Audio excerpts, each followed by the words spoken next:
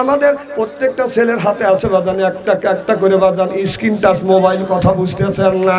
যেই যুবকের কাছে আছে টাচ ফোন ভালো থাকে না বাজান ওদের মন। এরপরে বাজান যে যুবকের কাছে টাচ ফোন ভালো থাকে না ওদের মন। যেই যুবক যার নাই অর্থ সেই প্রেমে খাওয়া গেছে বাজান ব্যর্থ। প্রেম করে খাইছে বাজান ছাকা, হয়ে গেছে বাঁকা, মন হয়েছে ফাঁকা, রাগ করে চলে যায় ঢাকা। এখন তো ঠিক বলবে কারণ তোমাদের পক্ষে গেছে। আল্লাহ বললেন ইয়া আইয়ুহাল্লাযিনা আমানু, ওহে যারা ঈমানের বিশ্বাসী, ঈমান যারা আনছো, কু আনফুসিকুম ওয়া আহলিকুম নারা, নিজে বাঁচো তোমার আহেল পরিবারকে বাঁচাও। আজকে নিজেও বাঁচলাম না, আহেল পরিবারকে বাঁচাইতে পারলাম না, এ কথা কার? আল্লাহ বলল নিজে বাঁচো তোমার আহেল পরিবারকে বাঁচাও। আজকে নিজেও বাঁচলাম না, আহেল পরিবারকে বাঁচাতে পারলাম না। আপনার ছেলের বয়স হলো 10 বছর, তার হাতে স্ক্রিন টাচ মোবাইল। মেয়ের বয়স হলো 10 বছর, তার হাতে বাজান স্ক্রিন টাচ মোবাইল। এই মোবাইল মেয়ের আসক্ত হয়ে গেছে। এই বাংলার জমিনে যুবক আর যুবতীদের ধ্বংস করার একমাত্র রাস্তা হলো বাজান যারা মোবাইলে আসক্ত হয়েছে আর যারা নেশায় বাজান আসক্ত হয়েছে। জনগণ ঠিক কিনে? এই নেশা আর মোবাইলে আসক্ত হয়ে বাংলাদেশের যুবক যুবতী নষ্ট হয়ে গেছে। এক একটা যুবক আর যুবতী মোবাইলের মধ্যে প্রেম করতে করতে প্রেমের সেঞ্চুরি করছে। আপনাদের কি গ্রামের নাম কি? খামারুল্লাহপাড়া গ্রামের মধ্যে যদি 50টা যুবক যুবতী থাকে, রাত 12টার পরে আপনি মেসেঞ্জারের মধ্যে ঢোকেন, ফেসবুকের মধ্যে ঢুকে দেখেন, যদি 50টা যুবক যুবতী থাকে তার 30টাই রাত 12টার পরে লাইন রয়েছে। যদি না থাকে আপনার পায়ের বার্মির জুতোর আমার গাও জান। একটা যুবক সেই রাত 12টার থেকে শুরু করে 3টে পর্যন্ত ফেসবুকের মধ্যে এগুলো কি দেখে না, এগুলো কি করতেছে? হ্যাঁ না, এগুলি বাপ দাদাক বেহেশতে নেওয়ার জন্য চেষ্টা করতেছে। এই যেরকম খোট্টা দেখান কি কয় যে দোজকে যা, দোজকে যা, দোজকে যা, দোজকে যা। কে যাবে? মা বাবা, মা বাবা, মা বাবা, মা বাবা। কথা কও, কথা কও। কথা কি খারাপ বলতেছি নাকি? 4টে ছেলের হাতে স্ক্রিন টাচ মোবাইল দিছে। 4টে মেয়ের হাতে স্ক্রিন টাচ মোবাইল দিয়ে উনি মসজিদের মধ্যে যা ফ্যাক ফ্যাক করে ব্যবহার রব্বানা জালাউনা এই বাবা তোর বেমানের 5টা বছর দাম নাই কে? কথা কর। তোর ছেলে তোর মেয়ে মোবাইলের মধ্যে কি করতেছে? এদের রাস্তা দিয়ে যদি হাঁটা যায় রাত 10টা 9টার সময় দেখা যায় যে কেউ নাই, নিরিবিলি জায়গা, একটা যুবক বসে এরকম করে মোবাইল দেখতেছে একা একা। ও কি দেখতেছে? হ্যাঁ কি করতেছে? আরে ও মরা কবাই মুসায় দেয় বসে চিন্তা করতেছে আমার বাপ দাদা 14 গোষ্ঠী মারা গেছে, কবরের মধ্যে শুয়ে আছে। ফেরেশতারা দেখি কিরকম করে গুত হইতেছে। গুত হইছে, গুতনে ছাড়াবে না গুতো খাওয়াচ্ছে? 4টে ছেলের হাতে স্ক্রিন টাচ মোবাইল দিয়ে তুই ফ্যাক ফ্যাক করে ব্যবহার, তোর ব্যবহারের 5 পয়সার দাম নাই। তোর 4টে ছেলের হাতে মোবাইল দিয়ে তুই মসজিদে আগের কাতারে ফ্যাক ফ্যাক করে তোর সুদ 5 যাইতে বছরে দরকার। কথা কোন? তোর ছেলে কি করতেছে দেখিস না? মোবাইলে আসক্ত হয়ে 20 বছর বয়স, আজ 1 বছর ধরে তোর ছেলে ফজরের নামাজ পড়ে না। তুমি বাবা একটা কথা বলো না, নিষেধ করো না যে বাবা তুমি মোবাইলে আসক্ত হয়ে তুমি মসজিদে নামাজ পড়া বাদ দিলে মসজিদে যাচ্ছ না? হ্যাঁ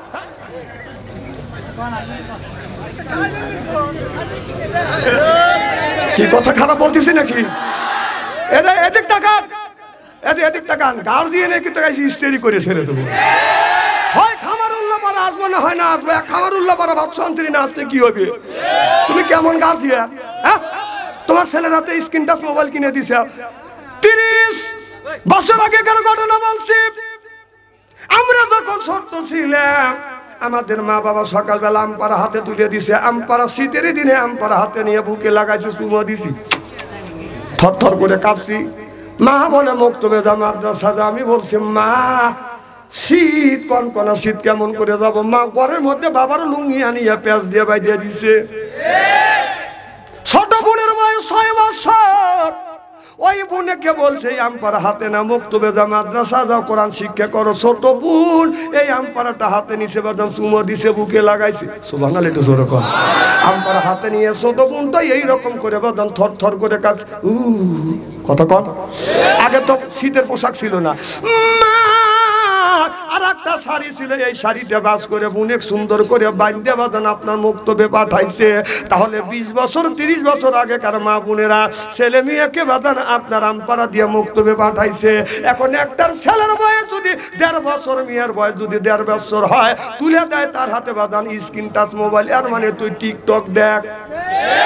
1.5 বছরের ছেলে আর 1.5 বছরের মেয়ের হাতে তুমি টিকটক তুলে মোবাইল টাচ মোবাইল তুলে দিলে ও কি দেখতেছে? হ্যাঁ, ও কি দেখে? ও দেখতেছে টিকটক। কথা বল। আর টিকটক করে কারা? 18 বছরিয়া 20 বছরিয়া যুবতী করে না, পরে হলো 28 বছরিয়া 25 বছরিয়া একজন বিবাহিত মহিলা স্বামীরটা খায়া, স্বামীর পরে স্বামীর খায়া দেওয়া বয়লার মুরগি হয়েছে।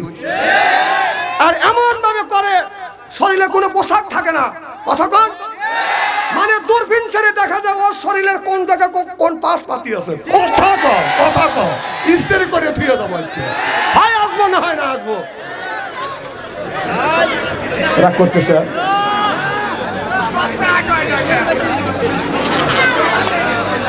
এদিক দেখা, এদিকে ভাই, এদিক দেখা। এ শোনেন, দুজন তাফসির করা বাদ দেন, এখন ওয়াজ শোনেন, তাফসির কাল করবেন। আমাদের দেশে নিয়ম আছে যে আজকে হবে ওয়াজ, তাফসির হয় স্টলে বসে বাম হাত দিয়ে সিগারেট খায়, ডান হাত দিয়ে আপনার সিগারেট খায়, বাম হাত দিয়ে চা খায়, ডান হাত দিয়ে সিগারেট আনতে বলে। আরে কত হুজুর দেখলাম রে, না কয়টা হুজুর দেখছে আর কয়টা জন্মাইছে।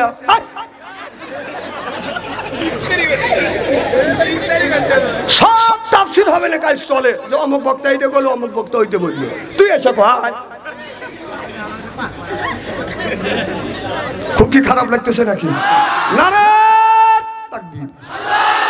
আমার ভাইয়ের, আমার মুসলমান ভাইয়েরা, আল্লাহর হাবিবের উম্মতেরা ভালো করে লক্ষ্য করে শুনুন। আল্লাহ বললেন কুয়াং খুশিকুম আহলিকুম নারা, নিজে বাঁচো, তোমার আহেল পরিবারকে বাঁচাও।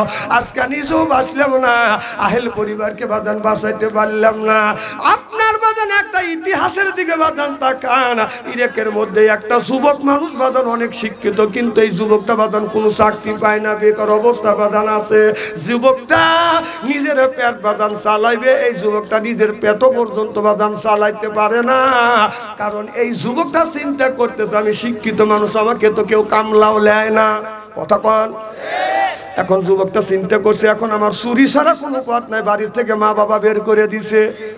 অন্য গ্রামে যাইয়া যুবকটা আছে আপনার এক জায়গা ঘর তুলে বাঁধান বসে আছে। এই যুবকটা চিন্তা করতেছে, এখন আমার তো পেট চালান লাগবে। একটা কুড়াল আর একটা দা বাঁধান রাখছে, আর এক গাছ বাঁধান দড়ি রাখছে।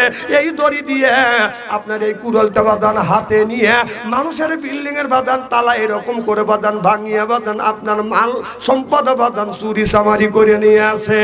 এইভাবে সংসার চালাইতে চালাইতে যুবকটা চিন্তা করতেছে, অনেক বাড়ি চুরি করছে, কারোর ঘরে 5 টাকা পাই, কারোর ঘরে পাই বাঁধান 150 টাকা 100 টাকা, এর চাইতে বাদান বেশি পাই না। অতএব এই জামানার মধ্যে সবচাইতে একজন ধনী ব্যক্তি, একটা সওদাগার, ওর বাড়িতে যাব, আমি ওই বাড়িতে ডাকাতি দিব, চুরি করব।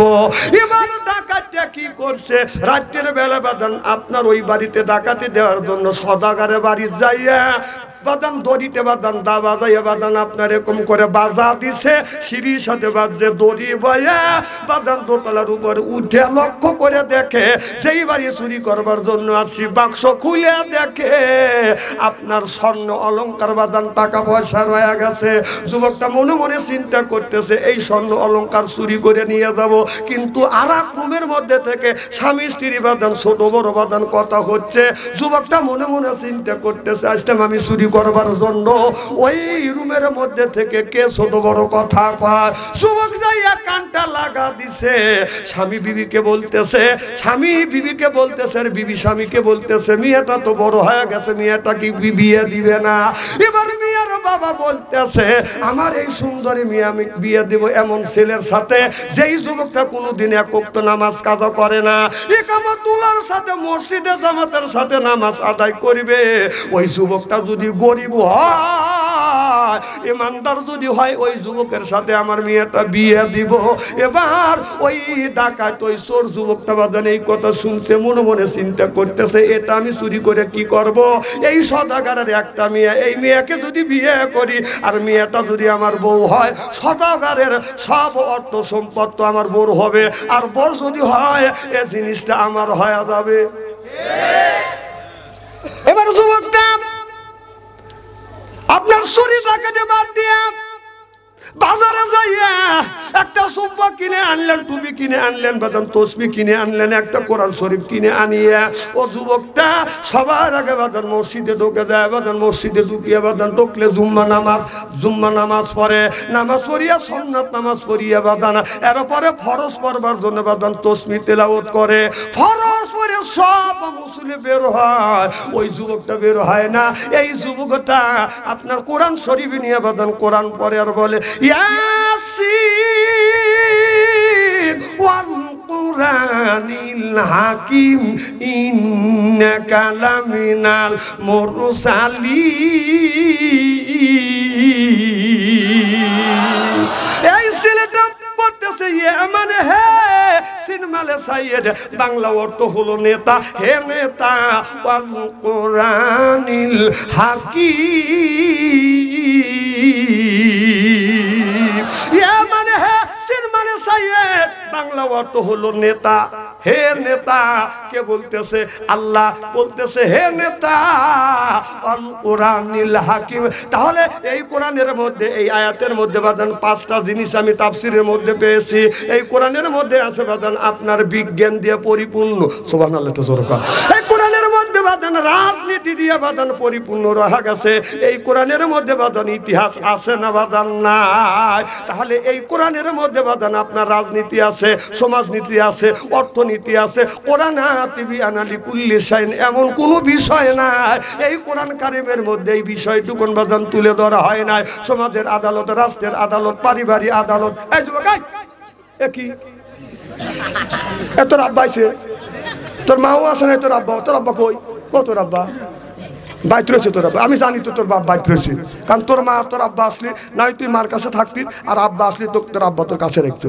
আজ বাদশাহ আনসারে ওয়া শুনছে তোর মা আর আব্বা বলতেছে যা বাদশাহ আনসারে জালসা যা ডিস্টার্ব করে গা, তোর মা আর বাপ তোর আব্বা আরামে ঘুম পাড়তেছে তোর কারণে। তুই এখানে এসে আমার ডিস্টার্ব করতেছিস।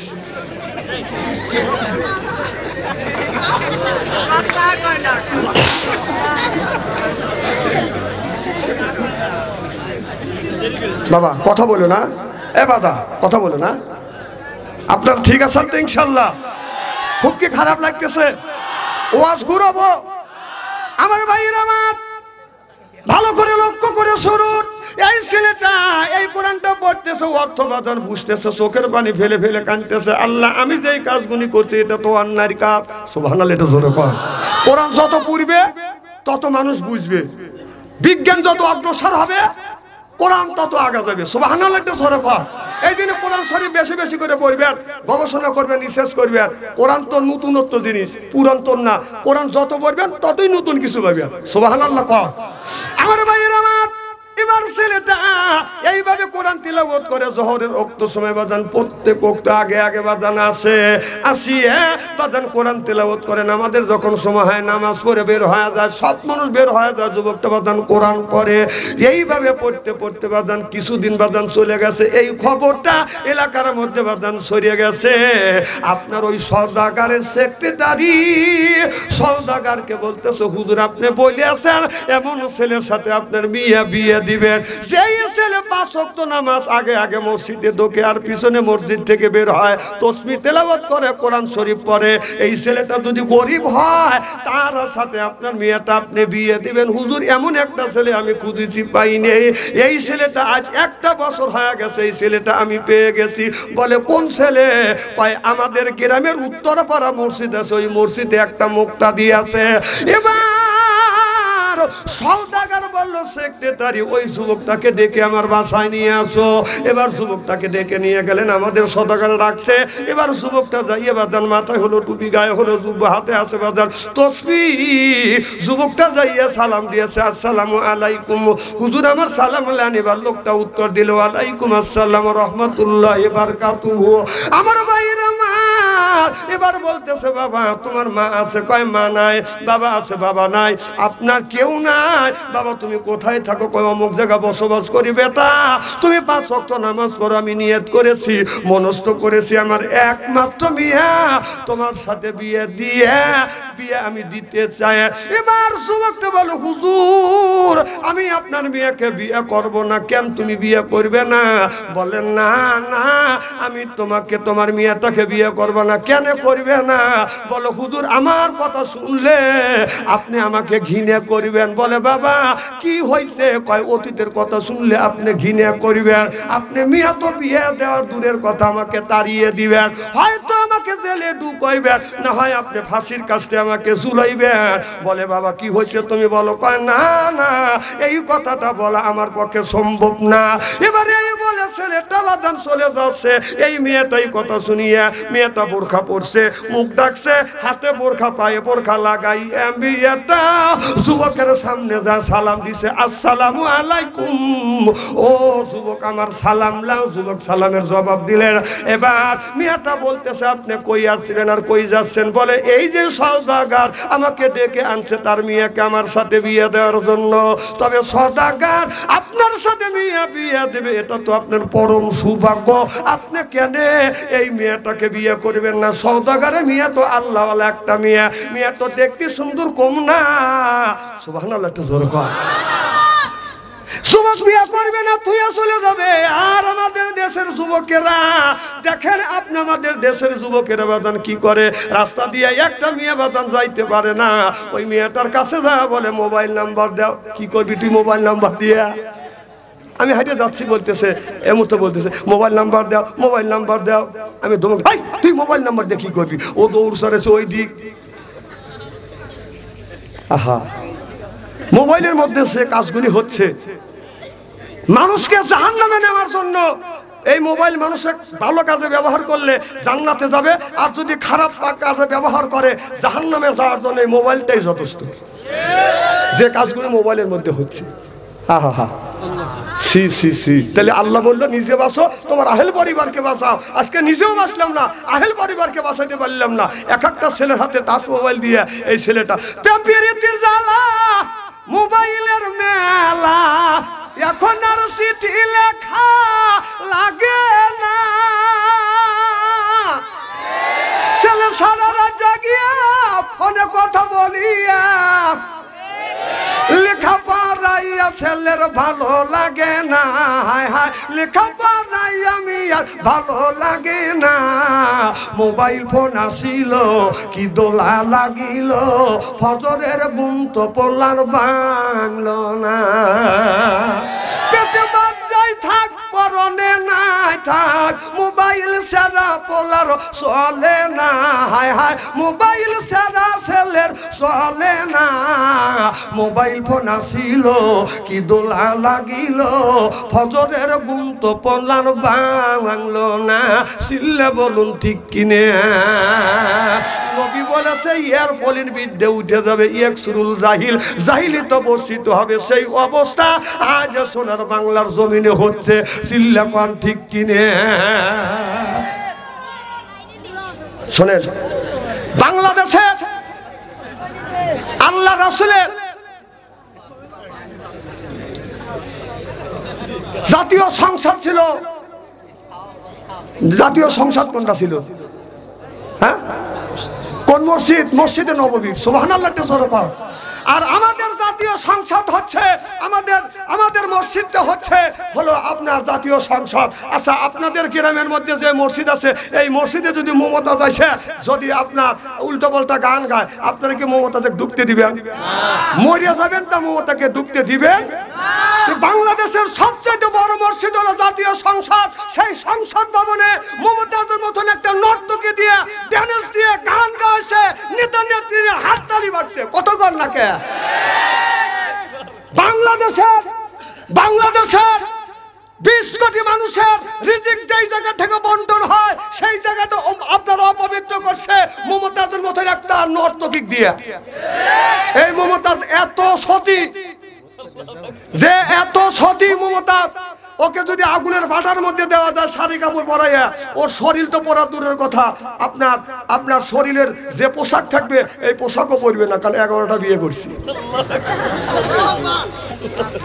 এই দেশটা হাতে উলিয়া বানাইছে, হ্যাঁ আমার বুহু মোমতাজ কোথায় পালাইছে, আমার বুবু মোমতাজ কোথায় পালাইছে, উল্টা পাল্টা নাচ দেখাইয়া সংসার নষ্ট কইরাছে, আমার বুবু মোমতাজ কোথায় পালাইছে, কোথায় রলেন কাদের কাকা কামরুল ইসলাম হাসান দাদা, কোথায় রলেন কাদের কাকা কামরুল ইসলাম হাসান দাদা, আবু সাইদের রক্ত নিয়া হুলি খেলেছে, ও যে ছাত্রদের রক্ত নিয়া হুলি খেলেছে, আমার বুবু মোমতাজ কোথায় পালাইছে,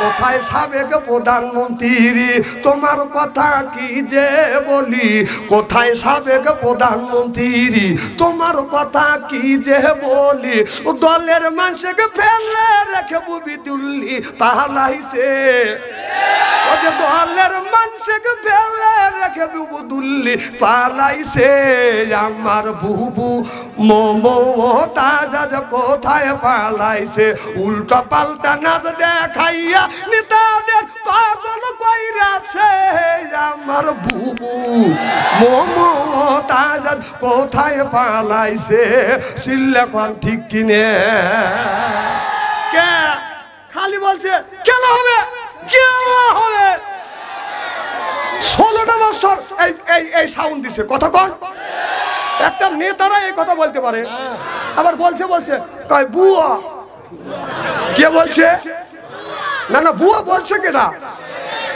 আচ্ছা ওই বুয়া না পাবলিক বুয়া, কথা কর না কে, আমি বলবো বুয়াকে, আপনারা নাম বলবেন, বুয়াকে আরো জোরে, আর কিছু লোক বলতেছে না, বলতেছে আমার বাপ, ও তোর বাপ, হ্যাঁ 16টা বছর বলছে খেলা হবে, পাবলিক শুনতে বয়রা হয়ে গেছে, খেলার জন্য পাবলিক যখন রেডি টাকা দেখে যে মাঠে পেলো আর নাই, কে মাঠে পেলো পলাইছে শালা দাড়ি কেটে পড়েছে, হ্যাঁ তাহলে বোঝা গেল ওদের দাড়িটা হলো, ওদের দাড়ি হলো মানুষকে দেখানোর দাড়ি, প্রকৃতপক্ষে আল্লাহ রসুলকে খুশি করবার জন্য দাড়ি রাখে নাই। বাংলাদেশের মধ্যে যতগুলি দল আছে, জামাত আর বিএনপির উপরে যত নির্যাতন হয়েছে, বেশিরভাগ বাংলাদেশের আলেম ওলামার উপরে যেরকম নির্যাতন করা হয়েছে, আপনারা বলুন একটা আলেম ওলামার দাড়ি কেটে পালাইছে, আর তোমরা বলছো খেলা হবে, খেলা শুরুই করলো না দাড়ি কেটে পালাইছে, তাহলে বোঝা গেল তোমাদের দাড়ি আল্লাহ রসুলকে খুশি করবার জন্য না। আবার কয় কি আমাদের দলের লোক কি নামাজ পড়ে না, আমি কি অস্বীকার করছি আপনাদের দলের লোক নামাজ পড়ে না, হ্যাঁ আপনাদের দলের লোকও নামাজ পড়ে, ইহুদিরাও নামাজ পড়ে, ইহুদিদের মুখে দাঁড়িয়ে আছে, আপনাদের দলের মানুষের মুখে দাঁড়িয়ে আছে, ওদের নামাজ আর ওদের দাড়ি, আর তোদের দলের মানুষের নামাজ আর দাড়ি, এর মধ্যে কোনো কম বেশ নাই, কথা কও, আমি না কইছি যে ইস্তেরি করে ধুয়ে যাবো, এ বাবা কি এখন খারাপ লাগতেছে নাকি, এখনই তোমার 2 নম্বরে চাপ দিছে, না মিস কল দিছে, এখন তুমি ব্যাক করো গা, আমি চিনি না,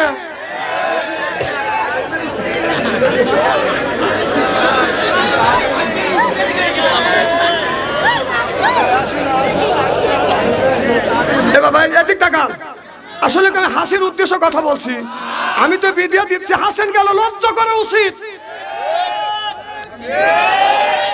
আমার ভাইয়ের আমার এবার মেয়েটা, আমার কথা কি শুনতেছেন, এবার মেয়েটা বোরকা পরে যুবকের সামনে এসে বলতেছে, যুবক তুমি কই যাও? বলে আমি বাসায় যাচ্ছি। বলে কিসের কোন কোথায় আসছিলেন? বলে এই সওদাগর আমাকে ডেকে আনছে তার মেয়েটাকে বিয়ে দেওয়ার জন্য। বলে কেন তুমি তার মেয়েটাকে বিয়ে করলে? না, মেয়েটা তো সুন্দর কম না, আল্লাহওয়ালা কম না, মেয়েটা তো 5 ওয়াক্ত নামাজ পড়ে, রাস্তা দিয়ে হাইটে গেলে এই মেয়েরা চেহারা বাদান কেউ কোনোদিন বাদান দেখে নাই। ও যুবক কেন চলে যাও? এবার যুবক বলতেছে, আমার যে আসল পরিচয়ের কথা যদি আমি সওদাগরের কাছে বলি, এই সওদাগর তার মেয়েকে আমার সাথে বিয়ে দিবে না, বরং উল্টো তা করবে, আমাকে জেলের মধ্যে ঢুকবে। কারণ তার রাষ্ট্রের মধ্যে আমি, তার দেশের মধ্যে, তার প্রদেশের মধ্যে আমি যত ক্ষতি করছি, যত অন্যায় করছি, হয়তো জেলে ঢুকবে, না হয় ফাঁসি দিয়ে জীবন থেকে আমার জীবন নিলে শেষ করে দিবে। আর যদি ফাঁসি দিয়ে যদি মেরে ফেলে, আমি যদি মরিয়া যাই, এই জমিনে আমি আর আল্লাহর জমিনে আমি বেশি ইবাদত করতে পারবো না। এই জন্য মানুষ আপনার ইবাদত করবার সময় বলতে হবে, আল্লাহ বেশি বেশি করে হায়াত দাও, এই জমিনে যেন বেশি বেশি করে তোমার ইবাদত বন্দিগি করতে পারি। আমাদের দেশের অনেক মা বোনেরা একটা কথা বলে, আল্লাহ গ্রামের এত মানুষের চোখে দেখো, আমার কি চোখে দেখো না? না না মা বোনের আপনার এই ধরনের কথা বলেন কেন? হ্যাঁ, এগুলি তো পাপ, এ বলা নিষেধ। বরং বলবেন আল্লাহ বেশি বেশি হায়াত দাও, বেশি বেশি করে তোমার জমিনে ইবাদত করবো। সুবহানাল্লাহ। তো বলবো একজনের প্যারালাইসিস স্বামী, মেয়েদের তো কাজ বাজে হলো সন্ধ্যের সময়, হাঁস করে পাক পাক, মুরগি করে ক্যাক ক্যাক, ছেলে কায় পায়খানা করবো, রুগীকে আমার কাছে আছো। মেয়েটা বিরক্ত হয়ে বলতেছে, আল্লাহ তোমার আজরাইলকে আমার চোখে দেখে না। এই কয়ে মেয়েটা এশার নামাজ পড়ে শুয়ে পড়ছে। একটা কিছু কিছু গরু আছে, যতই গলা টাইট করে বাঁধা যায়, গলা দিয়ে রশি বের করে একটা ডেকসি আছে, ডেকের মধ্যে খোলবিশি বুঝে রয়েছে, ও মুখ ঢুকো দিয়ে খোলবিশি খাইছে, সিংহে গেছে ঢুকে, ডেকটা মাথার উপরে উঠে ডক ডক, মানে বাড়ি দেয় সিংহে সিংহে বাড়ি ধক ধক ধক ধক করে ওঠে। গরু দেখে না, চোখে ঘরের মধ্যে ঢুকে পড়ছি। এদিকে ডিম লাইট জ্বলতেছে, চিন্তা করে কে রে গড় না বোলাক। তখন চিন্তা করো, ও আল্লাহ আমি না মাগরিবের সময় পৌঁছলাম, তোমার আজরাইল কি চোখে দেখা নেয় না? আজরাইল এসে উঠছি। তখন মেয়েটা বলতেছে, বাবা আজরাইল মুখ দিয়ে যত ফাটর ফুটুরি করি, রুগী কিন্তু আমি না, রুগী হলো খাটের উপরে। আজরাইল সামনে আসলে আর কেউ কোনোদিন কয় না আমাকে নিয়ে যাও।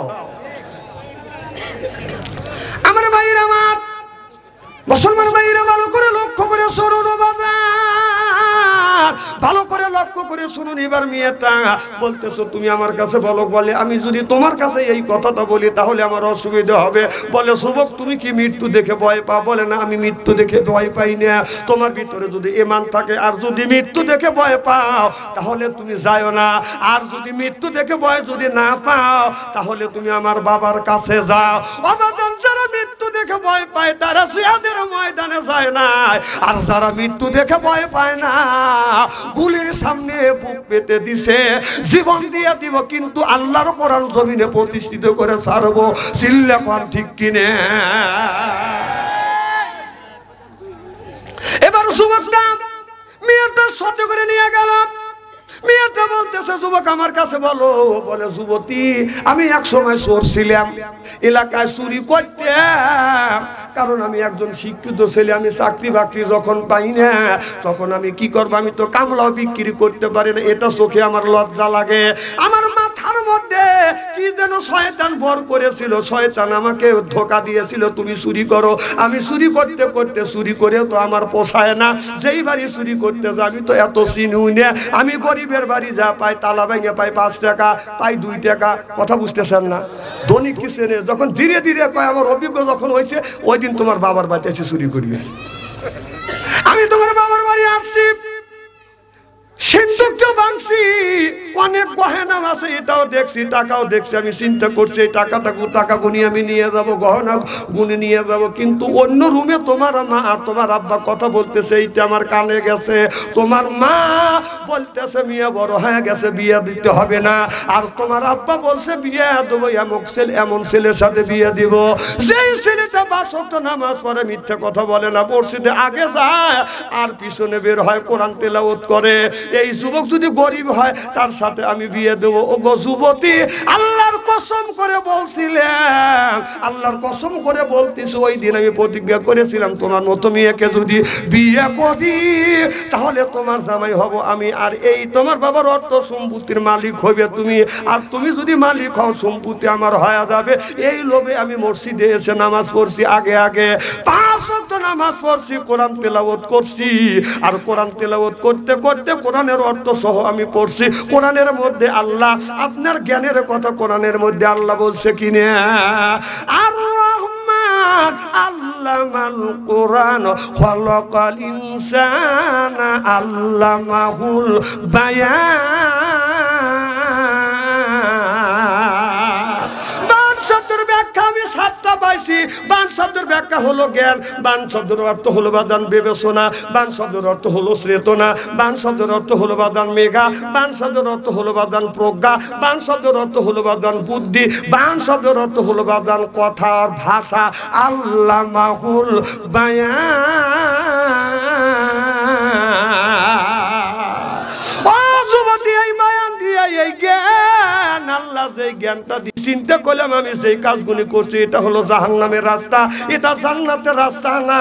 কারণ মানুষের হক যদি নষ্ট করি কিয়ামতের ময়দানে আল্লাহ বলেছে, বান্দা আমার হক নষ্ট করছে আমি আল্লাহ মাপ দিতে পারি, মাপ দিব। হাক্কুল্লাহ হাক্কুল ইবাদাত, একটা হলো আল্লাহর হক আর একটা হলো বান্দার হক। আল্লাহ বলবে, বান্দারে আমার হক আদায় করো নাই, নামাজ পড়ো নাই, মাফ করে দিতে পারি, হজ করো নাই, মাফ করে দিতে পারি, যাকাত দাও নাই, মাফ করে দিতে পারি, কিন্তু বান্দা হইয়া আমার বান্দার হক আদায় করো না, আমি আল্লাহ বান্দার হক নষ্ট করলে আমি আল্লাহ মাফ দিব না। আল্লাহর নবীকে কিয়ামতের ময়দানে আল্লাহ বলবে, আফামা হাক্কা আলাই কলেমাতুল আযাব, হে নবী আপনি কি পারবেন এই লোকটাকে জাহান্নামের হাত থেকে জান্নাতে, জাহান্নামের হাত থেকে বাঁচাইয়া জান্নাতে নিতে? আফা আনতা তুনফিজুল মান ফিন্নার। আল্লাহ নবী বলবেন, এই লোকটা দুনিয়ায় ঋণ করবে আর মানুষের হক নষ্ট করবে, এই লোকটাকে জান্নাতে নেওয়ার সাফায়াত করার ক্ষমতা আমার নাই, অত দরকার আমি নবী আমি নিব না। সিল্লাকান আল্লাহু আকবার। 3 পয়সা পরিমাণ কেউ যদি ঋণ করে মারা যায় কিয়ামতের ময়দানে 700 রাকাত নামাজের সওয়াব দিতে হবে। আমার কথা কি বুঝতেছেন? কয় টাকা পরিমাণ? কয় পয়সা? 3 পয়সা। তাহলে 3 পয়সা পরিমাণ যদি কোনো ব্যক্তি ঋণ করে মারা যায় কিয়ামতের ময়দানে 700 রাকাত নামাজের সওয়াব দিতে হবে। তাহলে যে দরবেশ বাবা যে কোটি কোটি টাকা জনগণের মারলো, ও কয় রাকাত নামাজ পড়ছে? কর কর, ও কথা বলবে না। কারণ বাংলাদেশের প্রায় জেলায় আল্লাহ আমাকে এই গুনাহগারকে নিচ্ছে। আমি স্টোর দিয়ে দেখছি বাংলাদেশের মধ্যে সবচেয়ে চালাক কারা আর অবধ কারা। অবধ হলো এই ব্যক্তি যারা আযান শুনলে মসজিদে যায়, ঠান্ডা পানি দিয়ে উজু দিয়ে ফজরের নামাজ পড়ে, এল হলো অবধ। এদের মতো সহজ সরল সোজা মানুষ আল্লাহর জমিনে হইতে পারে না। আর যারা একটু চালাক, চালাক মানুষের অত ঠেকা পড়ে নাই যে পৌষ মাসে শীতের দিনে ঠান্ডা পানি দিয়ে উজু দিয়ে নামাজ পড়া, অত ঠেকা পড়ে নাকি। সবচেয়ে চালাক ব্যক্তি হলো এই বেনামাজির গোষ্ঠী। বাবা মাইকটা চিনচিন করে কেন? আচ্ছা আমি বলতেছি, আপনারা বললেন না। তাহলে আল্লাহ জিজ্ঞাসা করবে, বেনামাজি চেনে কি চেনে না? যে নামাজ পড়ে তারা কি বলে?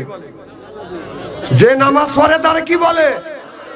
যে পড়ে না তারা কি বলে? যে সুদ খায় তারা কি বলে? যে ঘুষ খায় তারা কি বলে? তাহলে আল্লাহর ভাষায় বলে, যে নামাজ পড়ে তারে বলা হয় নামাজি, যে পড়ে না তারে বলা হয় বেনামাজি, যে সুদ খায় তারে বলা হয় সুদখোর, যে ঘুষ খায় তারই তো বলা হয় ঘুষখোর। এখন সকালবেলা ফজরের নামাজ পড়িয়া আমার আব্দুল সাত্তার ভাইকে সঙ্গে নিয়ে যদি বেনামাজির বাড়ি যা যদি ডাক দেওয়া যায়, বেনামাজি ভাই বাড়িতে আছে, অর্থাৎ আপনাদের এই বাজারেই গেছে, বেনামাজি বাজার করতেছে। সাত্তার ভাই আমরা আমার ভাইদেরকে মুফতি সাহেব সাথে নিয়ে যদি বেনামাজি ডাক দেওয়া যায়, বেনামাজি ভাই শোনেন তো, ও খুশি নেবে যা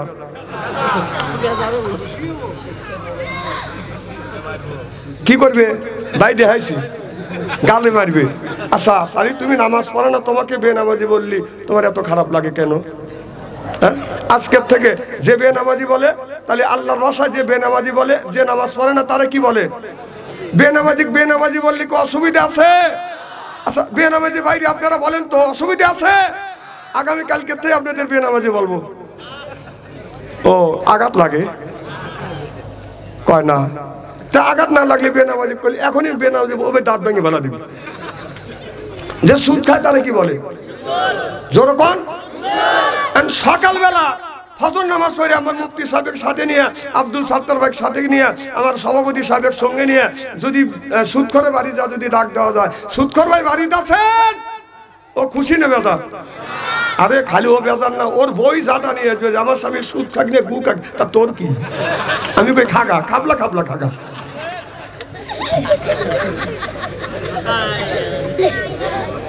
আহা, যে নামাজ পড়ে যে রোজা রাখে তারে কি বলে? রোজদার। আর যে পড়ে না তাদের কি বলে? যখন কি দার? ইফতারির সামনে রমজান মাস আসছে, ইফতারের সময় বোঝদার দুই একজন বসে কিনে, বোঝদার যদি বোঝদারে খাওয়া দেখে আর রোজদারে খাওয়া দেখে টেস্ট পাওয়া যায়, মানে বোঝা যায়। রোজদার দুই এক লোকমা মুখে দিয়ে ওই যে আজানের ধ্বনি হয়েছে দৌড়ে দেবে নামাজ পড়ার জন্য, দুই এক লোকমা মুখে দেয়। আর যে বেরোজদার রোজা রাখে না, ও এইরকম করে ধরবে থাবা দিয়ে, ধরে মুখের মধ্যে দেয় কত কম। আর অত থুয়ে নামাজি ব্যক্তি রোজদার ব্যক্তি চলে যাবে, বেনামাজি ব্যক্তি বেরোজদার ব্যক্তি করবে কি, মানে পলিথিনে কাগজে প্লেটে যা থাকবে হাতটা মুছেলে এরকম করে খাবি, ওটা নামাজের দরকার নাই। এরকম লোক আছে না নাই? তাহলে আল্লাহ কিয়ামতের কঠিন ময়দানে বলবে বান্দা নামাজ পড়ছো, নামাজি ব্যক্তি বলবে নামাজ পড়ছি, বেনামাজি ব্যক্তিকে বলবে নামাজ পড়ছো। বেনামাজি ব্যক্তি যখন মিথ্যা কথা বলবে, বলেন কি আল্লাহ দুনিয়ায় কত নামাজ পড়ছি, ঈদের নামাজ পড়ছি, শবে বরাতের নামাজও পড়ছি, জানাজার নামাজও পড়ছি আল্লাহ। আসলে লোকটা থাকবে নাম্বার 1, কথা কয় না রে। বেনামাজি ব্যক্তি বললে কি, বেনামি বললে কি শরম লাগে? লোকটা ছিল নাম্বার 1 বেনামাজি। আল্লাহ বলবে নামাজ পড়ো না, বেহেশতে যাও। ও তো বলবে নামাজ পড়ছি। নামাজি ব্যক্তি বেহেশতের দিকে রওনা করবে, বেনামাজি ব্যক্তি এক পা দুই পায়ে ফেলবে। আল্লাহ যখন নিষেধ করবে না, বেনামাজি ব্যক্তি জান্নাতের দিকে যাবে আর মনে মনে বলবে আমার দাদাও জীবনে নামাজ পড়ে নাই, আমার আব্বা পড়ে নাই, আমিও কোনো দিন নামাজ পড়ে নাই, একটা মিথ্যা কথা বললে আল্লাহর জান্নাতে যাচ্ছি, কি খুশি। আমি কই আগিয়ে যা, তোর বাবার জান্নাত না। নামাজি ব্যক্তি জান্নাতের পাশে দাঁড়াবে, দেখবে যে বিরাট বড় তালা ঝুলতেছে, তালা পর্যন্ত হাত লাগাবে, তালা খুলে দেবে। সুবহানাল্লাহ, একটু জোরে কর। হাদিস শরীফের মধ্যে আছে as-সালাতুল মিফতাহুল জান্নাহ, যারা নামাজ পড়বে তারা জান্নাতের চাবি পাবে। সুবহানাল্লাহ, একটু জোরে কর। বেনামাজি ব্যক্তি তো চালাক কম না, ও ভাববে যে নিজেও যদি নামাজ না পড়ছি, পাবলিক পড়ছি, এটা তো দেখছি। আমাদের দেশে কিছু লোক যারা নামাজ পড়া জানে তার এইরকম করে উলো দেয়। ঠিক হাদিস শরীফের মধ্যে এই দিকে বেশি মানে প্রাধান্য দিছে, হাতটা কাবার দিকে হবে, এরকম সাবের পরের মতো, কানের লতির থেকে আল্লাহু আকবার। আর যারা নামাজ পড়ে না ওরা এইভাবে করে মুখে যে বল্লার চাক কেটে যাচ্ছে, আল্লাহু আকবার, এরকম করে শক্ত করে এরকম করে। আমরা তো দড়ি এইরকম করি, আমাদের মাযহাবে আছে, আর ওই রকম করে দড়ি এইরকম করে এরকম করে যারা কথা কথা চিড়িয়াখানার থেকে বান্দর উঠেছে। আসলে নামাজকে এইরকম, নামাজে দাঁড়াবেন আল্লাহু আকবার বলার সাথে সাথে সানা শুরু করবেন, নজর চলে যাবে সিজদার কাছে। সুবহানাল্লাহ কর। ও যায়া চিন্তা করবে যে নিজেও নামাজ না পড়ছি, পাবলিক করছে, এটা দেখছি, ও জান্নাতের দরজায় হাত লাগাবে, তালা খুলবে না, ঠক ঠক করবে তাও খুলবে না, পাশে থাকবে জান্নাতের পাহারাদার, ডাক দিয়ে বলবে জান্নাতের পাহারাদার, আল্লাহ বেহেশতে দিল বা তালা লাগা রাখলো, চাবি কার কাছে দাও? কিশোর নামাজ পড়ি বেহেশতে যেতে চায়, নামাজ না পড়ি বেহেশতে যেতে চায়। ফেরেশতা, এবার ফেরেশতা বলবে চাবি আমার কাছে না, চাবি আল্লাহর কাছে। সুবহানাল্লাহ, একটু জোরে কর। ফেরেশতাকে অত ঠেকা পড়ছে যে তোমাকে ব্যাপক কথার কৈফিয়ত দিবে। হ্যাঁ, এক কথা যে চাবি আমার কাছে নাই, আল্লাহর কাছে যা, আমি তো হুকুমের গোলাম। বান্দা ফিরে চলে যাবে আল্লাহর কাছে, ডাক দিয়ে বলবে আল্লাহ রে তুমি আমারে জান্নাতি দিলে, আবার তালা লাগা রাখলা তো রাখলা, চাবিটাও তোমার কাছে রেখে দিয়েছো। বুঝছি আল্লাহ তোমার চাবি দেওয়ার কথা মনে নাই, কত বড় চালাক দিন আমাদের বুঝছি না। না, আপনারা খুব ভালো। আল্লাহ বলবে বান্দা তোমার কাছে গেলে মোলামা যাই নাই, বিধি প্রদর্শনকারী যাই নাই, তারা কি বলে নাই আসসালাতুল মিফতাহুল জান্নাহ, বলে আল্লাহ গিয়েছে এইটা কর্ণপাত করি নাই। আল্লাহ বলে বান্দা এইটা কর্ণপাত করো না। আল্লাহ বলবে গজবের ফেরেশতা আমার বান্দা এই কথাটা কর্ণপাত করে নাই, আমার বান্দার চাবি আমার গোডাউনে জমা নাই। আল্লাহ বলবে গজবের ফেরেশতা আমার বান্দাকে ঘাড় ধরে জাহান্নামের দিকে নিয়ে যা। নাউজুবিল্লাহ খুব ধীরে কয়েন, আর নাউজুবিল্লাহ আসতে কর, কারণ আপনারা পুরুষ আর বেটা সব মেয়েরা যদি কথা শুনে গুণকার হবে। খুব ধীরে কর নাউজুবিল্লাহ। আপনারা যে কথাগুলি রাখতেছেন আল্লাহর কাছে দোয়া করি আল্লাহ জানে বিনে হিসেবে ভেস্তে দেয়। আমিন কর। জায়েন দিবিনি ব্যাপারটা কান ব্যাপারটা বোঝে আর এগুলি বোঝেন না। আমার ভাইয়ের আমার গজবের ফেরেশতা আসবে আল্লাহর বান্দার গার পেরে ধরবে, জাহান্নামের দিকে যখন নিয়ে যাবে আল্লাহর বান্দা জাহান্নামের দিকে যেতে চায় না, মাঝে মধ্যে যাবে আবার থমকে দাঁড়াবে। আল্লাহ কোরআন কারীমের মধ্যে বলেছে ওয়াসিকাল্লাযিনা কাফারু ইলা জাহান্নামা যুমারা। ওয়াসিকা মানে হাকা, অর্থাৎ ধাক্কা মারতে জাহান্নামে নিয়ে যাবে। আমার কথা কি বুঝতেছেন? যদি আপনাদের দেশে বকরি আছে, একটা বকরি এমন একটা জাতি, এমন একটা প্রাণী, ডানে যেতে কোলে বামে যায়, বামে কোলে ডানে যায়, কাটাকুটো করে হাঁটাহুটো করে, সামনে যদি দেখে পানি লেগে গেল বকরি টানাটানি। পানি যদি দেখে এই বকরি চারবার উপরে বাদান ব্যক্তি করে দাঁড়ায়, সামনের দিকে যেতে চায় না, এই রকম মরিয়া যাব। মালিক বকরির কানের কাছে যা বলে, বকরি রে এটা কিন্তু সমুদ্র না, এটা নদীও না, একটু বৃষ্টি হয়েছে, একটু পানি হয়েছে, তাতে কি হয়েছে, এই পানিটা অতিক্রম করলে সামনে সবুজ গাছ, তুই পেট ভরে খাবি, আমার মনে শান্তি পাবে, তুইও শান্তি থাকবি। এই বকরিকে আপনার বুঝনের পরে উপাদান বকরি বাদান বোঝে না, কথা বুঝতেছেন না। আপনি যদি বলেন বকরি রে আমি তোমার গলার রশি ছাইড়ে দিলাম, সাতটার বাইয়ের গমের ক্ষেত খায়ও না, কাঁঠালের ক্ষেত আপনার কাঁঠালের গাছের ডগা খায়ও না, বলবার পরে যদি বলা বুঝন যায়, বুঝনের পরে যদি বলা যায় বকরি রে বল কি বললাম বুঝছো, বকরি কান বাড়ি দিয়ে বলবে মানে বুঝি নেই, কথা কি বুঝতেছেন? ঠিক আল্লাহ বললেন বকরির মতন যখন নিয়ে যাবে, বকরি যখন আপনার মালিক যখন বকরি টেনে নিয়ে যাবে, বকরি তখন বলে ও আমার মালিক তুমি কিন্তু প্রাইমারি স্কুলের ছাত্র, আমি কিন্তু হেডমাস্টার, খবরদার আমার গলায় রশি লাগাস না, কান ধরে টান দিস না, আমাকে অপমান করিস না। বকরির আবার অপমান আছে, বকরির যেমন অপমান নাই বেনামাজিরা সুদখোর ব্যক্তির এরকম ওর কোন রকমের অপমান নেই। কে আমার ভাইরা আমার এবার এই মালিক বকরির গলায় রশি ধরে টান দিবে, কান ধরে যখন টান দিবে এবার বকরি দেয় বলে মালিককে তুমি কিন্তু প্রাইমারি স্কুলের ছাত্র, আমি কিন্তু হেডমাস্টার, আমার গলায় রশি লাগাস না, কান ধরে টান দিস না। এটা মালিক বোঝে না, গলায় রশি লাগাইয়া টেনে টেনে যখন বাজান আপনার নিয়ে যায়, ঠিক অশিক্ষা মানে হাঁকা, অর্থাৎ ধাক্কা মারতে মারতে বেনামাজি ব্যক্তিকে বাজান দোজকে নিয়ে যাবে। আমার কথা কি বুঝতেছেন? আপনাদের এই উল্লাপাড়া খামার উল্লাপাড়ার গ্রামের মধ্যে, আপনাদের এই গ্রামের মধ্যে একজনের সাতটা মেয়াকে পৌষ মাসে শীতের দিনে বাড়িতে আনছে দুধ পিঠে খাওয়ানোর জন্য, রস পিঠে, দুধের পিঠে, ওই যে মুখ চুটকাইতেছে, সাত মাইরা দুধের পিঠে খাইয়া আপনাদের এই খামারুল্লাহ পাড়া বাজারে গেছে, বাজার করবার জন্য বাজারে যাইয়া সাত ভাইরা মিলিয়া আপনার 10 কেজি ওজনে 2টা মাছ কিনছে, 10-20 কেজি ওজনে 2টা মাছ কিনিয়ে ছোট ভাইরা হলো ল্যাংরা মানুষ, ল্যাংরা ভাইরা গাড়ির উপরে বাজান 20 কেজি ওজনে মাছ তুলিয়া দিছে। এদিকে মানুষ হলো ল্যাংরা, তারপরে হলো বাজান 20 কেজি ওজনে মাছ। এই ছোট ভাইরা ল্যাংরা মানুষ বাজান বড় 6 ভাইরার সাথে বাজান হাঁটতে পারছে না, পিছ পড়ে গেছে, পিছন থেকে ছোট ভাইরা জুকুর পাড়তে আসতেছে।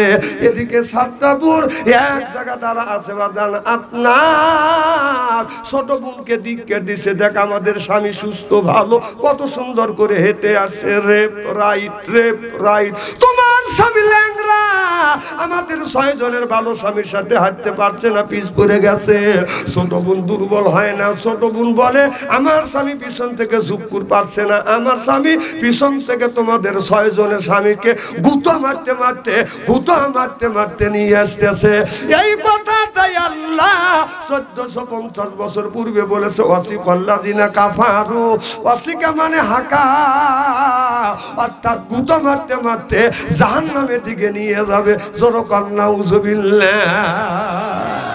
তাহলে আমি নামাজ সম্পর্কে একটু দৃষ্টান্ত দিলাম। আল্লাহ এই নামাজের কথা কোরআন কারিমের মধ্যে 80 থেকে 82 জায়গা বললেন, ওয়া আকিমুস সালাহ, নামাজ কায়েম করো, ওয়া তুজ যাকাত, তুমি যাকাত আদায় করো, কুতিবা আলাইকুমুস সিয়াম, রমজান মাস আসছে রোজা রাখো। এ কথা কার?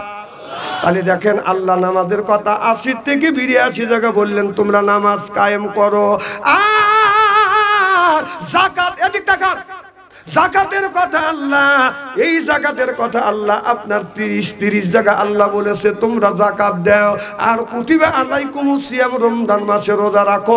ডাইরেক্ট এক জায়গা, ইনডাইরেক্ট এক জায়গা। তাহলে রমজান মাসে রোজার কথা ডাইরেক্ট, ইনডাইরেক্ট বাজান 2 জায়গা। কথা বুঝতেছেন না? আর নামাজের কথা আল্লাহ 80 থেকে 82 জায়গা বললেন নামাজ কায়েম করো, যাকাতের কথা 30 জায়গা। আর কুতিবা আলাইকুমুস সিয়াম, রমজান মাসে রোজা রাখো, এই কথাটা আল্লাহ ডাইরেক্ট ইনডাইরেক্ট আল্লাহ কোরআনের মধ্যে 2 জায়গা বলেছে। আর দিন প্রতিষ্ঠিতর কথা ডাইরেক্ট আল্লাহ, দিন প্রতিষ্ঠিতর কথা ডাইরেক্ট 500 জায়গা আল্লাহ বলেছে, ইনডাইরেক্ট 403 জায়গা। তাহলে ডাইরেক্ট ইনডাইরেক্ট দিন প্রতিষ্ঠিতর কথার, দিন প্রতিষ্ঠিত করবার কথা ডাইরেক্ট ইনডাইরেক্ট 903 জায়গা আল্লাহ বললেন। জোরে কর মারহাবা। আল্লাহ এই কোরআনের মধ্যে বলেছে, ওয়াজআলনা লিল মুত্তাকিনা ইমামা, একটা নেককার পরহেজগার ইমাম বানাও। এ কথা কার? ওয়াজআলনা, আয় আল্লাহ, লিল মুত্তাকিনা ইমামা, নেককার পরহেজগার ইমাম বানাও। সেই ইমামটা কি? আপনাদের গ্রামের মসজিদের ইমাম? কিসের ইমাম?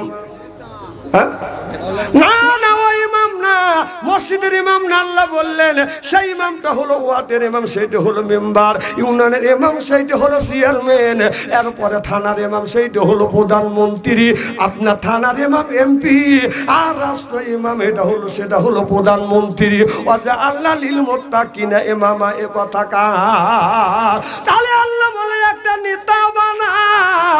এই নেতা বানাইতে গিয়ে 16টা বছর আমরা এই জমিনে নেতা বানাতে পারি নাই। নেতা বানাইছে সুদখোর, ঘুষখোর, আর সন্ত্রাস, জেনাখোর, বদমাইশ আর লুচ্চা। জনগণ ঠিক কিনে?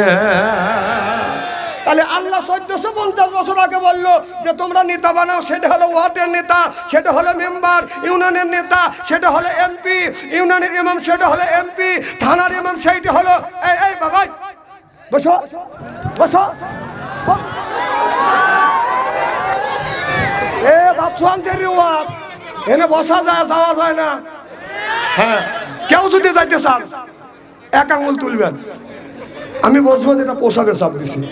2 ইঞ্চি তুললি 2 আঙুল তুললি বসবো যে টয়লেটের চাপ দিছি। আর 3 ইঞ্চি 3 আঙুল তুললেই বসবো যে বিড়ির নেশা ধরছি। এ জ্ঞানটা আমার আছে। কিন্তু আঙুল না তুলে সরাসরি তুমি চলে দেবে, অত সহজ না।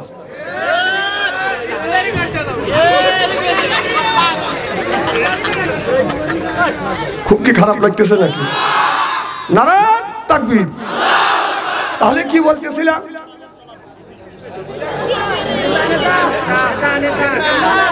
না না, নেতার কথা যে বলবো আমি কোরআন থেকে বলতেছি। তারপরে যদি আপনারা এরকম করেন, মারহাবা, একটু জোরে কর।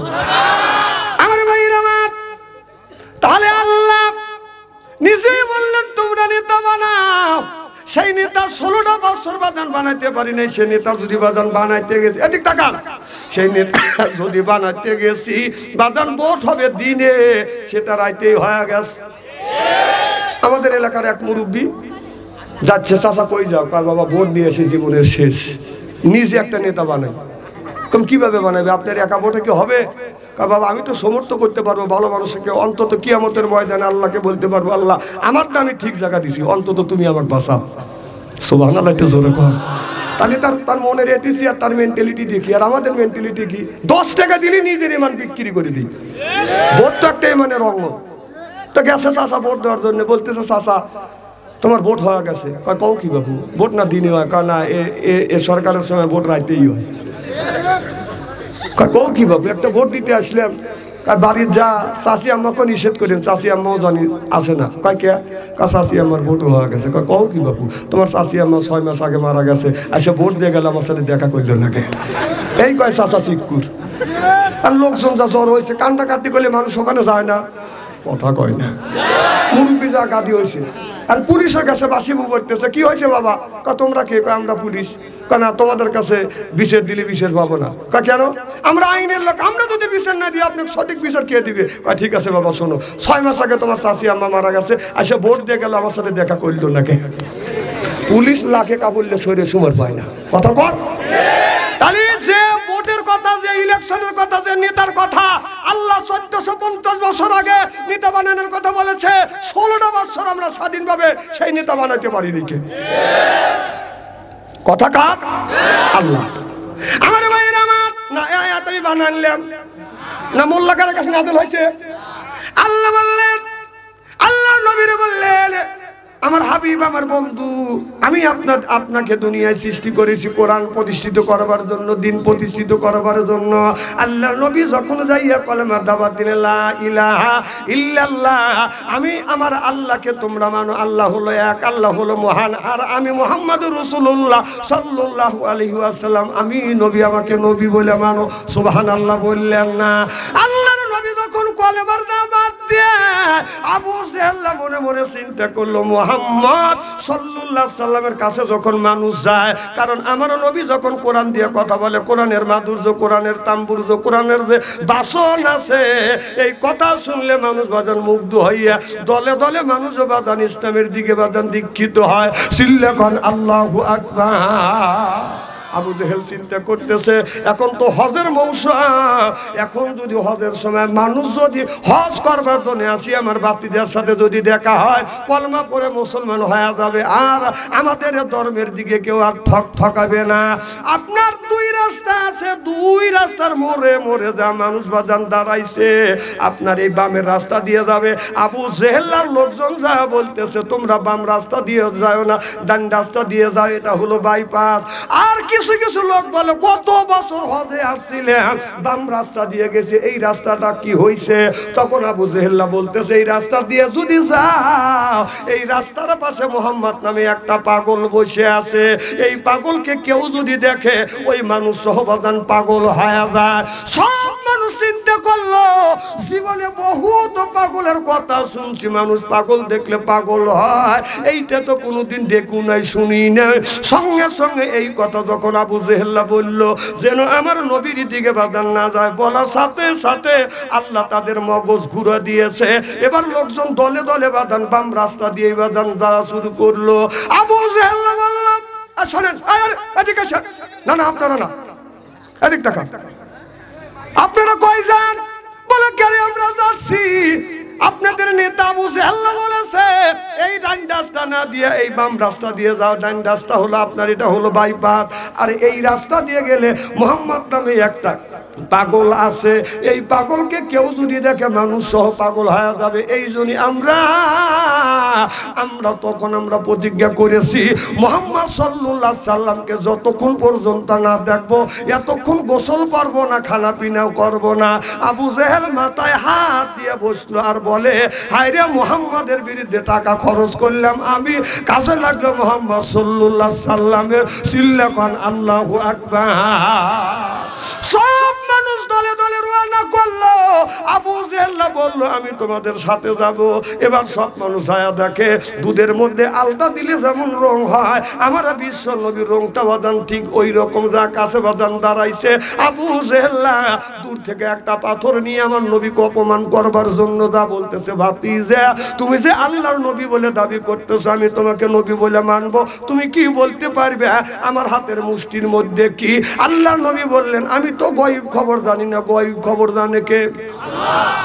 আল্লাহুল্লাযী লা ইলাহা ইল্লাহু আলিমুল গায়বি ওয়াস শাহাদাতি হুয়ার রহমানুর রহিম।